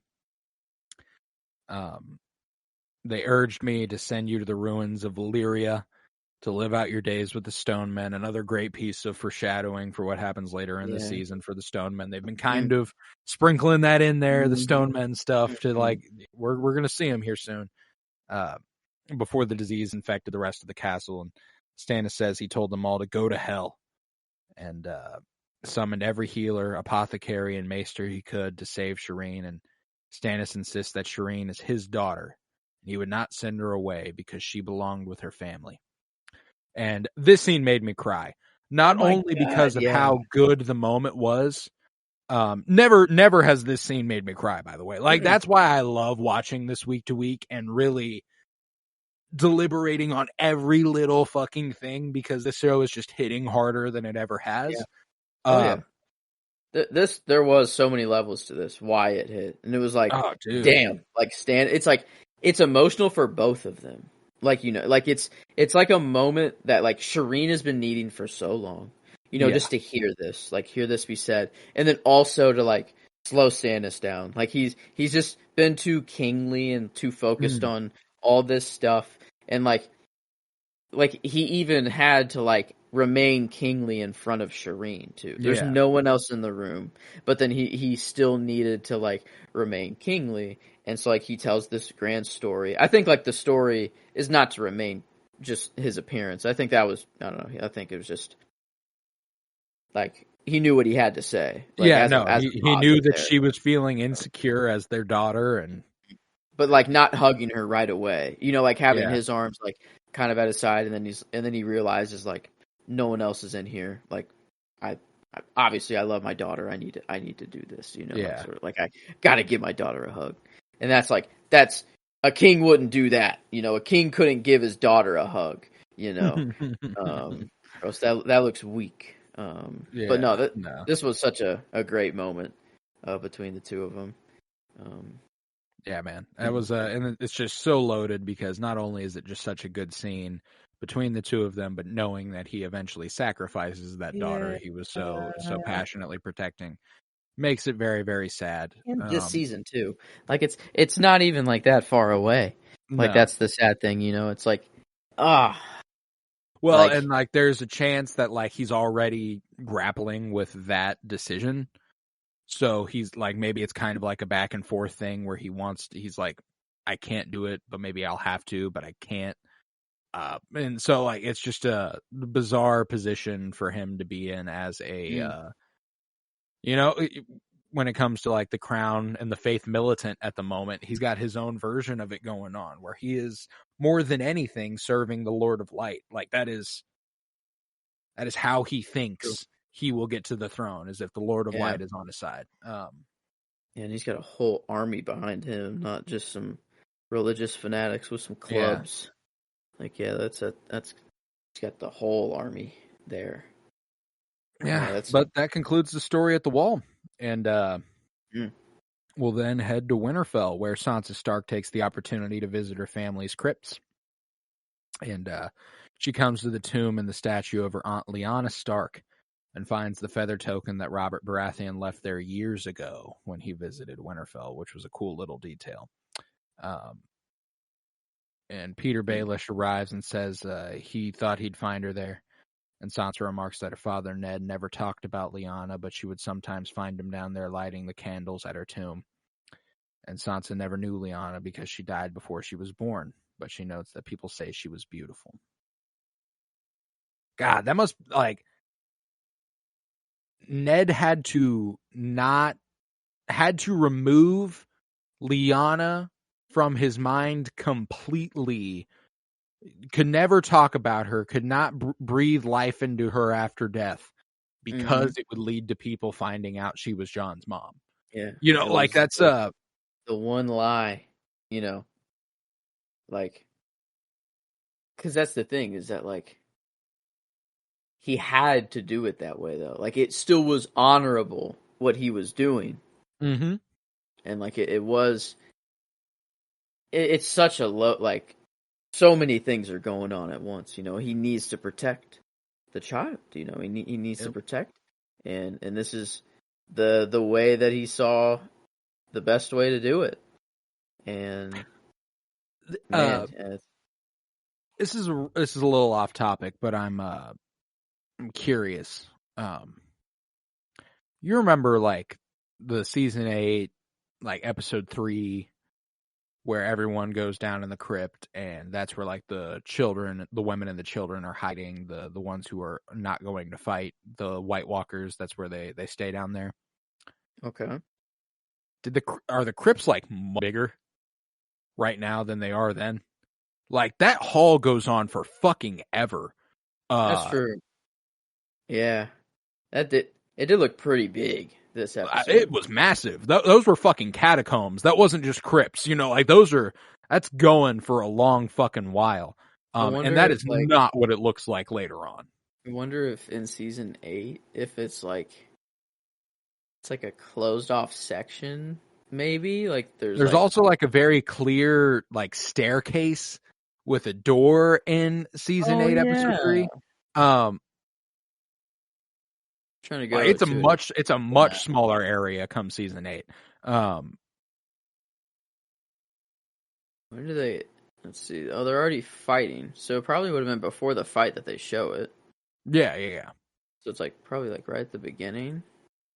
Oh, they show the crypts throughout the episode because they cut down there. Yeah,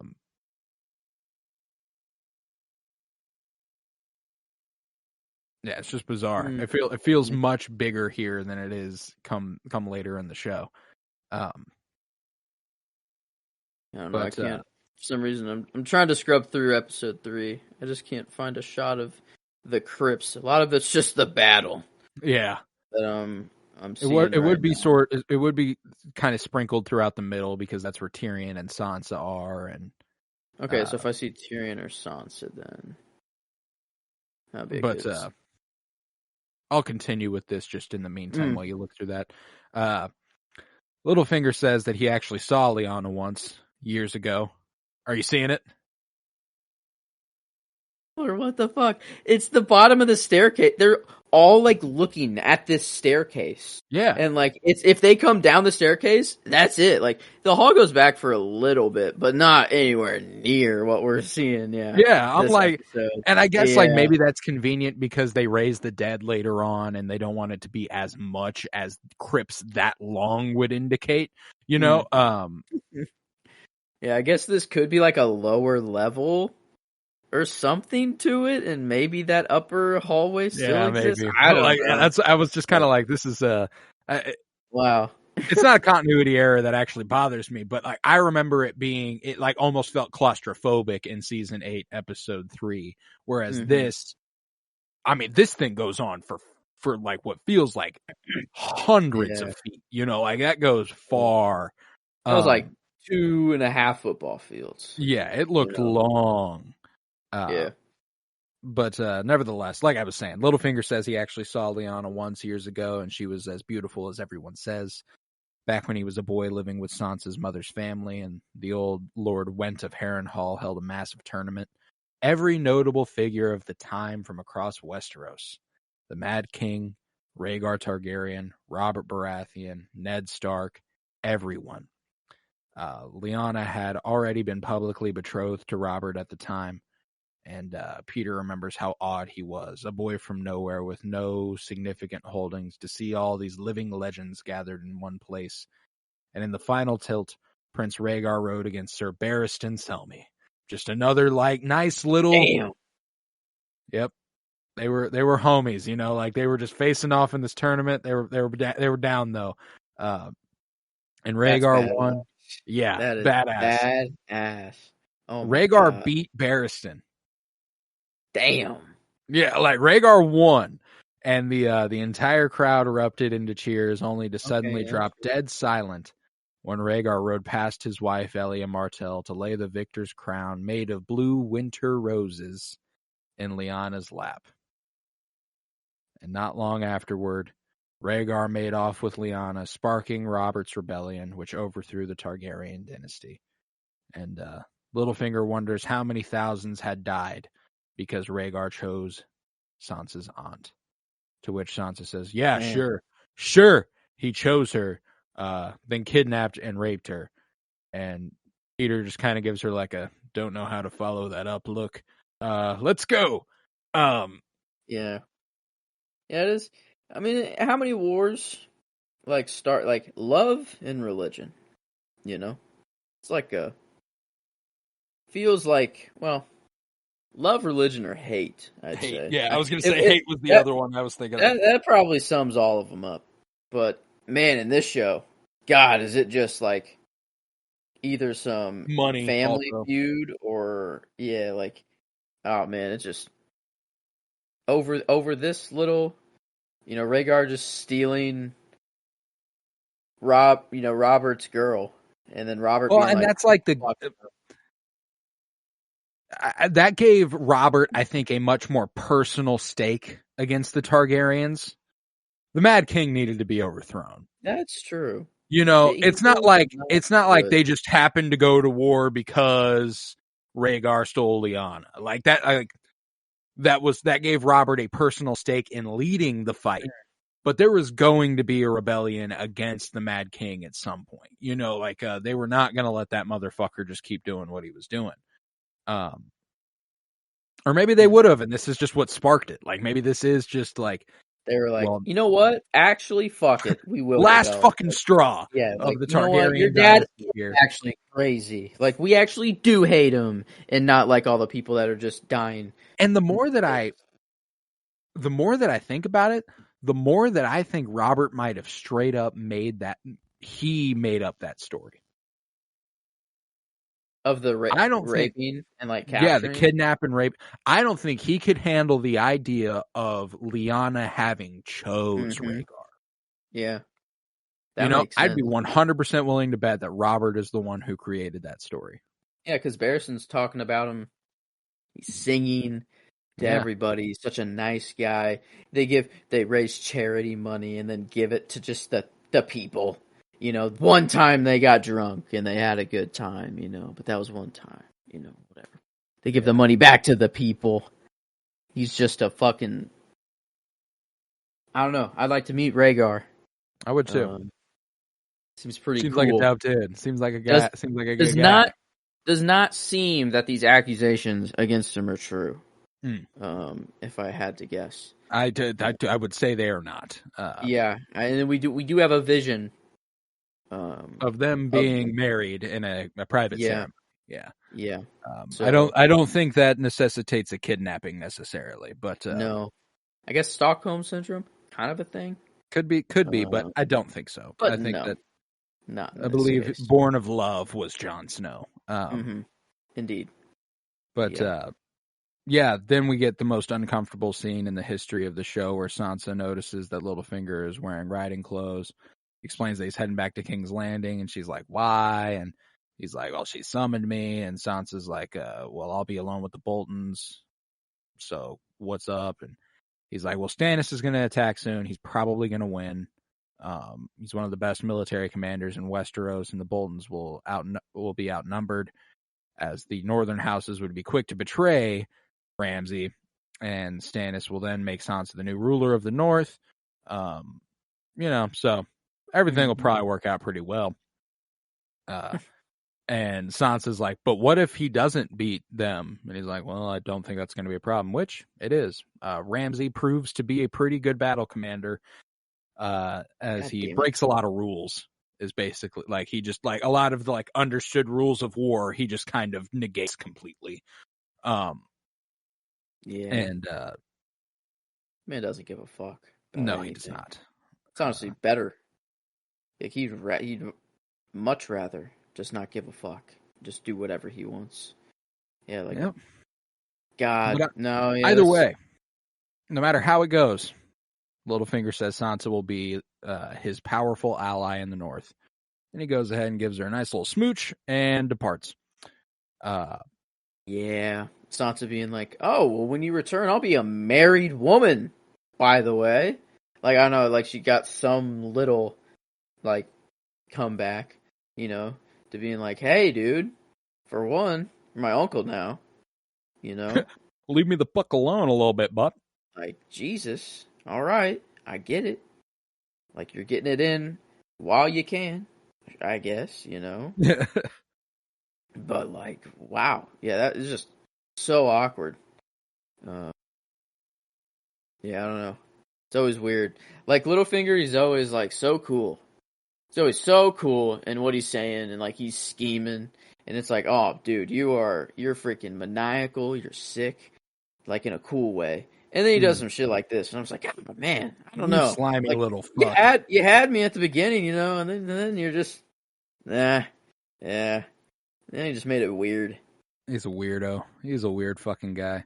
It's also strange, I don't know. Sophie Turner hasn't been in the limelight a lot as we've been doing this rewatch, but recently with the very public divorce that she's going through with Joe Jonas. Yeah, that's true.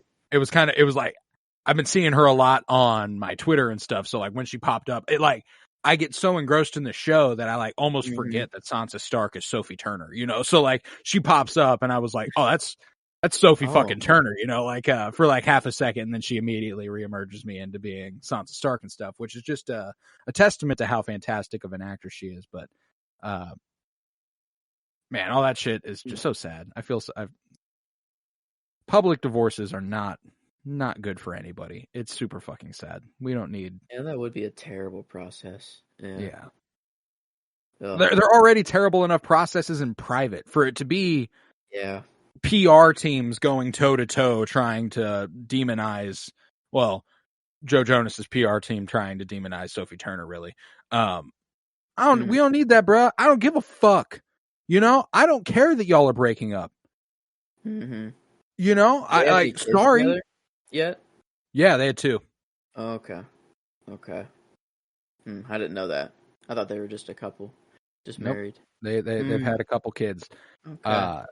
So it's just kind of like, and it's just a lot of bizarre moves by Joe Jonas's PR team, I will say. Interesting. I've just seen the news that they are splitting up. I haven't heard of all the details of everything. It's a little nasty. It's just kind of like, God damn, man. I think the Jonas's PR team kind of underestimated the importance of everybody having watched Sophie Turner grow up and be victim to manipulative men on TV. So like everyone automatically has that sort of association with Sophie Turner. So whenever another man comes out and is like, oh, she's da-da-da-da, she da-da-da-da, we're all like, I don't believe that. You know? It's kind of sad, but I hope it's just both sides being like, well, this will suck for the both of us, but if we make it public, we'll at least get publicity and our names will be more known out there. So like, I don't know, maybe like her acting career in the middle of a strike can take off. I don't know. Take off more? No, I don't know. Yeah, that doesn't make a lot of sense. It's probably just not convenient for anybody, actually. It's not, man. I just feel so bad. I feel so bad for them. I feel so bad for Sophie Turner in particular, just because like it's just a public divorce where you are under scrutiny. It feels like it's just no fun, because it's so funny too, because every single thing I see from the PR slant is like Joe Jonas trying to blame Sophie Turner, and then everyone collectively going, well, it's clearly Joe Jonas's fault, you know? So like the more they say it's Sophie Turner, the more people are going, well, holy shit, dude, you gotta, like, you're out here saying a whole lot and she's not saying shit. Like, maybe you're a problem. Wow. I gotta get the scoop after this. I mean, rabbit hole. It's just the pop culture Twitter be all over my timeline. Love me some Sophie Turner. Wish her the best. I hope everything works out for her, though. Fuck the Jonas Brothers. In Marine, the only good thing the Jonas Brothers have ever done is that new reality game show called Claim to Fame. Super fun show. Love that. It's a bunch of Nepo babies on the, not Nepo babies, but like their cousins or brothers or sisters or nieces and nephews to famous people, but it's like a secret. Like nobody on the show knows who you're related to, and the point of the game is to figure out who everybody's related to. And whoever lasts the longest without being figured out wins. It's super fucking fun. Love the show. And Kevin Jonas and Frankie Jonas host it. Okay. Yeah, super fun show. I also don't mind Nick. He's fine. But in Marine, back in Marine. Yeah, fuck Joe Jonas, I guess. In Essos, you know. Yeah, back in Essos, world. In Marine. We're in Slaver's Bay now. Daenerys Targaryen is looking down on the streets below from her royal apartments in the Great Pyramid, and Sir Barristan Selmy, my favorite character of the episode, as it had to be. Has to, you know. Come on. They continue to discuss Rhaegar here. He says that the city's inhabitants always seem happy from such a distance, but Rhaegar actually liked to leave the Red Keep and mingle with the common people on the streets. Mm-hmm. Barristan accompanied him often to guard him, and says that Rhaegar liked to sing to people. He was a great singer. He was a fantastic fighter, but it was never what he loved. He loved to sing. And so he would find a place on one of the streets, just like any public minstrel, and sing. And he liked to see how much money he could make, and everyone enjoyed his singing. So he often made quite a lot. And Daenerys was surprised because her brother Viserys only told her that Rhaegar was a great killer. And Barristan kind of scoffs at that idea. Yes, he was a great warrior, but he never enjoyed killing. He was a gentleman who enjoyed singing. She asked what they did with all the money, and Barristan says that they did all sorts of things. Sometimes they just gave it to the next minstrel on the road.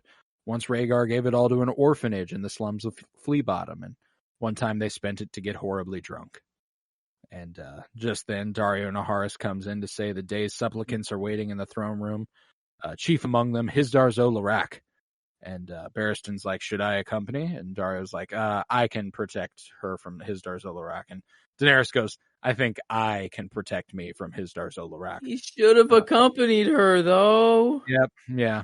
Because then he wouldn't have been on the streets, But, It was such a sweet moment, though. Daenerys telling him, like, you know what? Go out. Sing a song for me. Man, I know. Oh, I guess if it weren't for Barristan, we wouldn't have Grey Worm. Grey Worm, and I didn't realize just how much, especially the first times I watched this, how easily I was okay with trading Barristan for Grey Worm. I was like, well, and at the end of this episode, you kind of think either of them could be dead. Yeah. Or both of them. Yeah, both. Like, Barristan's for sure gone. Grey Worm, you're like, well, it looked like he kind of bled out there. Yeah. Like that. It looked, kind of, oof. Yeah, no, it was, Marine was good. I liked Marine. It's a good, the wall and Marine is really where the highlight of this episode came from, I think. Yeah, but, getting and more Rhaegar, too. It's like building that up so much this episode. The wall, Winterfell, here, just the way that all kind of connected in this really roundabout way when you know what's coming is just so satisfying. But and shit, even, we dealt with Dorne a lot, and Rhaegar was supposed to marry Elia Martell, and like the way all that's come, like it's just a wild situation where everything kind of lines up. But Hizdar again that doesn't would just be Tyrion and Jorah. Yeah, and King's Landing a little bit. Like they don't do the Faith Militant stuff is a little. I guess you could. There's a little bit of a parallel to the Sons of the Harpy with the Faith Militant, where it's like a terrorist group who's gaining power and stuff. But nevertheless, Hizdar again beseeches Daenerys to reopen the fighting pits because today is the traditional beginning of the fighting season.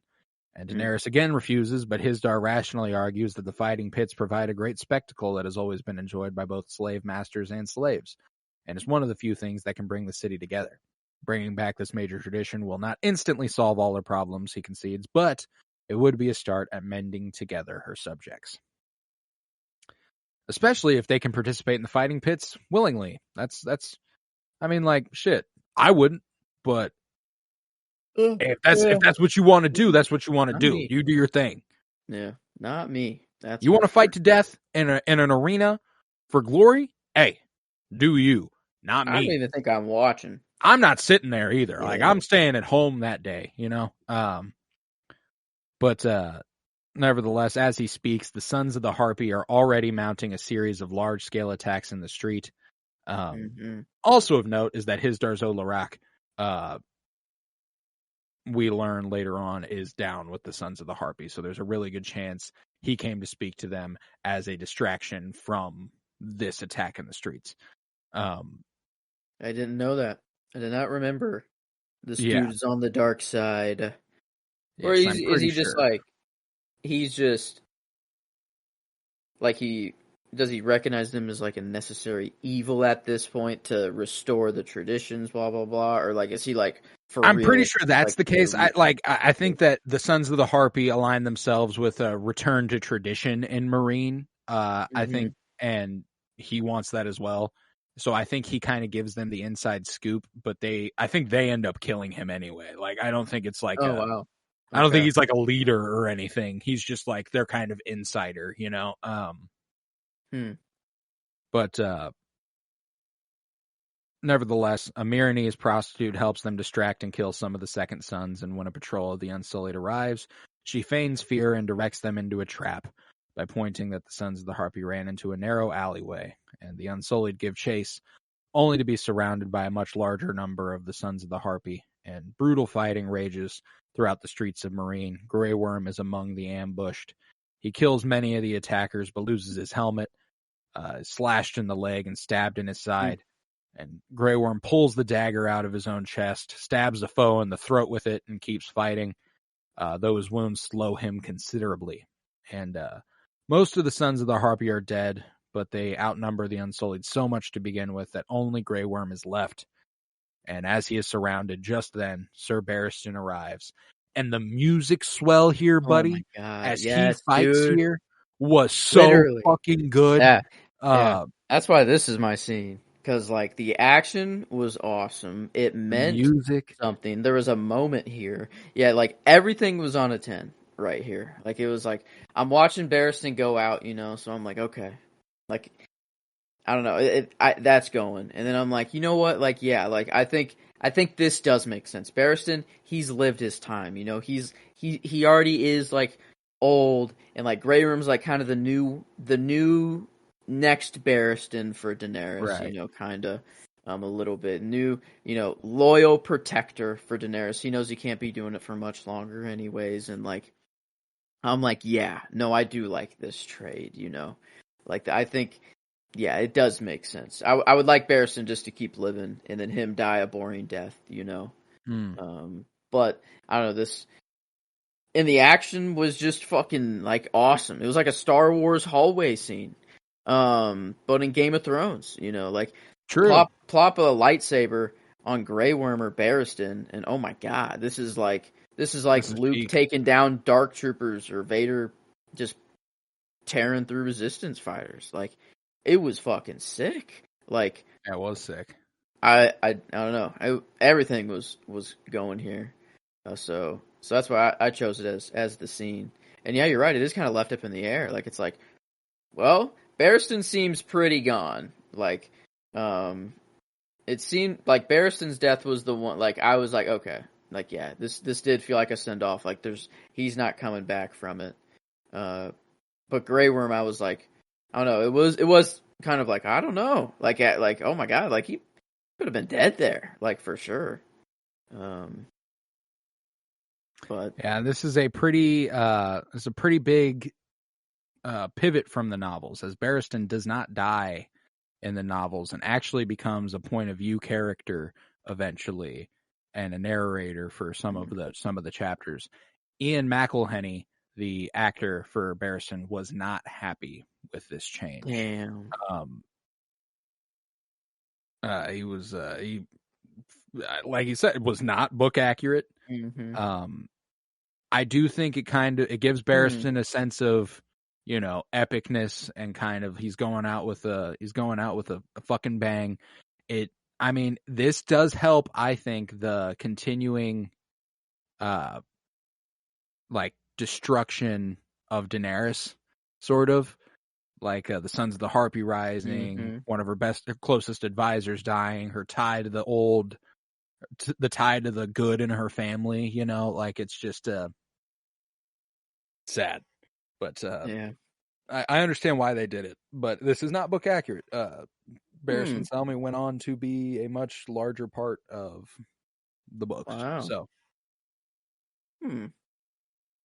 interesting decision here. Especially in like episode 4, and like just to Sons of the Harp. Like, I don't know. Like it's just numbers that got to him, you know. Like you'd think it would be some. I think I think more than anything, this was to kind of put on display just how big of a threat these people are. The Sons of the Harpy, you know, it legitimizes the numbers them. thing. Doesn't matter how legendary you are with the sword, you know. at some point numbers just run you down. We've only seen like one up to this point. We know they're a problem, but we didn't realize there were this many of them. It shows that they are capable of sneak attacking the Second Sons, taking out Unsullied, taking out the greatest sword in Westeros. So this is all of a sudden a threat they cannot take lightly, and I think that makes it it incentivizes Daenerys to reopen the fighting pits to try and like ease tensions. There's a lot to do there's a lot of story that this pushes forward, even if it is a stark change from the books. That's for sure. Yeah, this is something needs to change, and like I'd say if Barristan doesn't die and both of them make it out, and like they just lost some Unsullied soldiers, maybe it wouldn't have been as like okay, like we need to do something about this, or like we need to, like this is they're reaching like DEFCON 5 here or 1. What's the high? I don't know, whatever's like the highest DEFCON. I forgot if it goes the other way, up or down. I can't remember. I never can. The only reason I know it in the first place is like in Black Ops Zombies, the 5 map, where you can play as like JFK or. The reason I actually know it is because of the Santa Claus 2, starring Tim Allen. Wow. David Krumholtz. They call it ElfCon in that movie. Wow. That was my insane. That was my first interaction with that concept. Call of Duty Zombies and ElfCon. That's perfect. Yeah. So where else are you going to learn that? Yeah, they don't. I don't think they taught that in school. No. I don't think that was ever brought up. Maybe. There's probably a lot of shit from school that I just completely forgot. So yeah, I doubt it. Not unless you're learning military tactics and shit. Yeah. True. But yeah, I think that. With that, we're ready for a rating. How you feeling about this bad boy? Ooh, I don't know. There was a lot of rewatch enjoyment here. A lot of the foreshadowing of Jon's parentage and like all the cool like tie-ups that were happening, or like connections that were happening with it.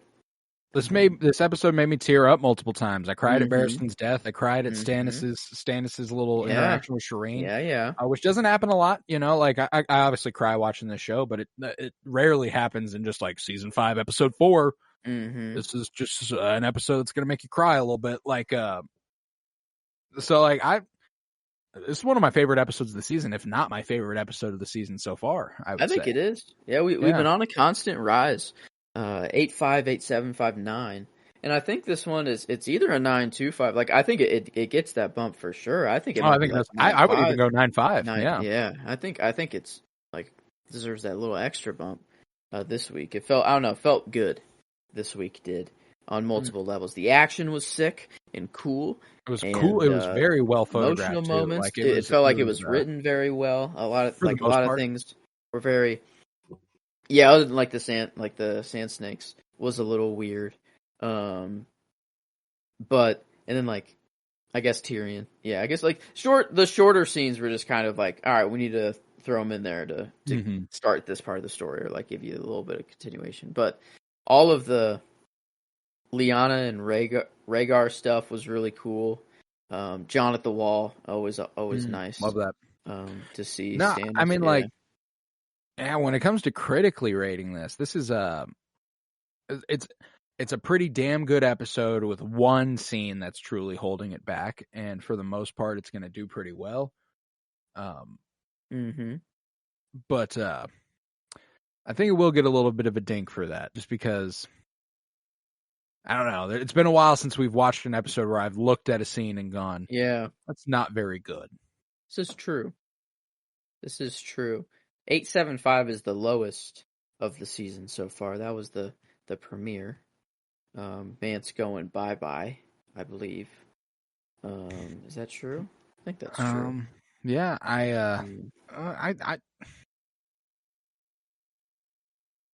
I think that this is a very, very. It's specifically good on rewatch. Like it is specifically That's good true. because they're just of what talking we a know is coming. Bunch of mumbo jumbo if you have no idea. Like it's just like background that you have no idea why it's background yet. Yeah. And it's like, oh, I guess I'll remember that, but it has no meaning to me yet. Yeah. So that's true. I mean, I don't think that takes away from it because we are rewatching, so we should treat it as such.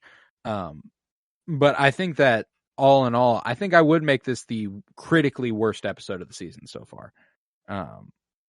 Might have been my favorite, but I don't think it was quite as good because it was well photographed at times.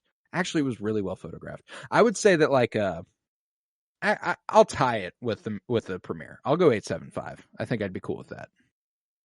Let's see. That would average it out to a 9, which ties it with last episode overall.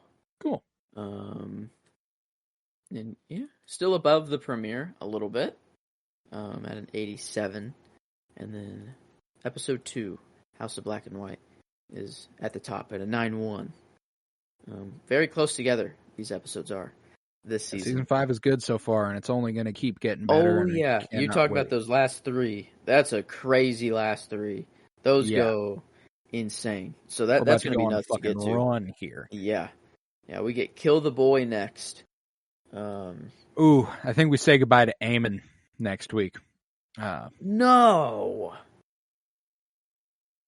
we're saying goodbye just to so many big people, and I guess Aemon, like he is old. He's kind of he's there. Let's see. But we're losing the wizened. We're losing the good guys, and that hurts. What? It doesn't have deaths? What? Did I just not scroll down far enough? Usually in the wiki it has who is first brought up and then who dies. But this episode just doesn't have it? What? Strange. Do they have there's usually, are there no deaths and no introductions? Guest starring, appearances. It would have been right above that. Yeah, what? Yeah, maybe it's not next episode. Maybe it's like the episode after that. Anyway. Maybe it's a little longer. Maybe he lasts a little longer than I remember. But regardless, I'm very, very excited for what's to come. I know that we're getting a kick-ass monologue from Maester Aemon next week. A great interaction between him and Jon Snow. So that always rocks. Aemon dies episode The Gift, which is episode 7. So we get him for a little longer. A little bit longer. Yeah, apparently no one dies next episode. In the episode before, Violet and Gita die. Gita is a 10-year-old terminally ill girl. Okay. Wow. R.I.P. Gita. Shit. And Violet is a young woman in service to House Bolton, a bedwarmer of Ramsay Snow. That's Violet. I don't know why a 10-year-old girl dies. Oh. Arya puts her out of her misery by giving her the poisoned water in the central sanctuary. Yes. Wow. Damn. Okay. Well, I guess no deaths next episode, if it is to be trusted. But then we get a 10-year-old girl, and then Aemon, and then yeah, and then it just starts snowballing to the end of the season. There at that point. I can't wait. But yeah, with that, we'll conclude this episode, and we'll be back with Winter is Blooming next week with Kill the Boy, episode 505. So very, very excited for that. This Wednesday, we continue our top 100 favorite movies ever with part 8, the 20s, 20 through 29 this Wednesday. Very, very excited for that. Woo. And then this Friday, our comic book movie journey through film continues with Spider-Man 3, where we'll be joined by Michael Muehlberger once more as he's done the full Spider-Man trilogy with us now. It's a fun one. And yeah, that's this week on the Penny Bloom podcast. I'm very excited for it. If you would, head to patreon.com/PennyBloomPod, where you'll find over 50 hours of exclusive content, all sorts of stuff over there. And for $3 a month, you can support this podcast financially, which is huge because it costs me money and I don't make any off of it unless it's over there. Head to Twitter, follow @PennyBloomPod, follow on Instagram @PennyBloomPodcast. Remember to leave a 5-star rate and review wherever it is you might be listening. Let's see. remember to support SAG-AFTRA and WGA and their struggle against the studios, as that shit doesn't look like it's coming to an end anytime soon. And no matter what, if somebody did the work on something, they deserve to be paid for that work. It is only fair to be compensated for your labor. And if you are profiting off of something that nobody else who worked on it is, there's a problem there.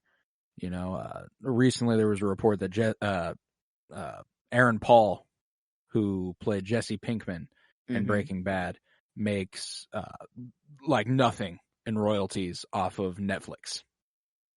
Really? Which is one of the biggest shows, like, yeah, and it was obviously not a Netflix original show, but the way that show was given life via Netflix, it's astonishing that they're not making any money off of that. That's shitty. You know, it only makes sense to compensate the people who worked on the show for its success on streaming platforms. So yeah, just fuck the studios, and there's no two ways about it. But yeah, with that, I was Colton Robertson. I was joined by Joseph George. Thank you very much, homie. Oh, thank you for having me. It's always a pleasure to be here. Oh, and it is always a pleasure to have you. And remember, peace, love, and bloom. And my life's been exciting. I want my death to be boring.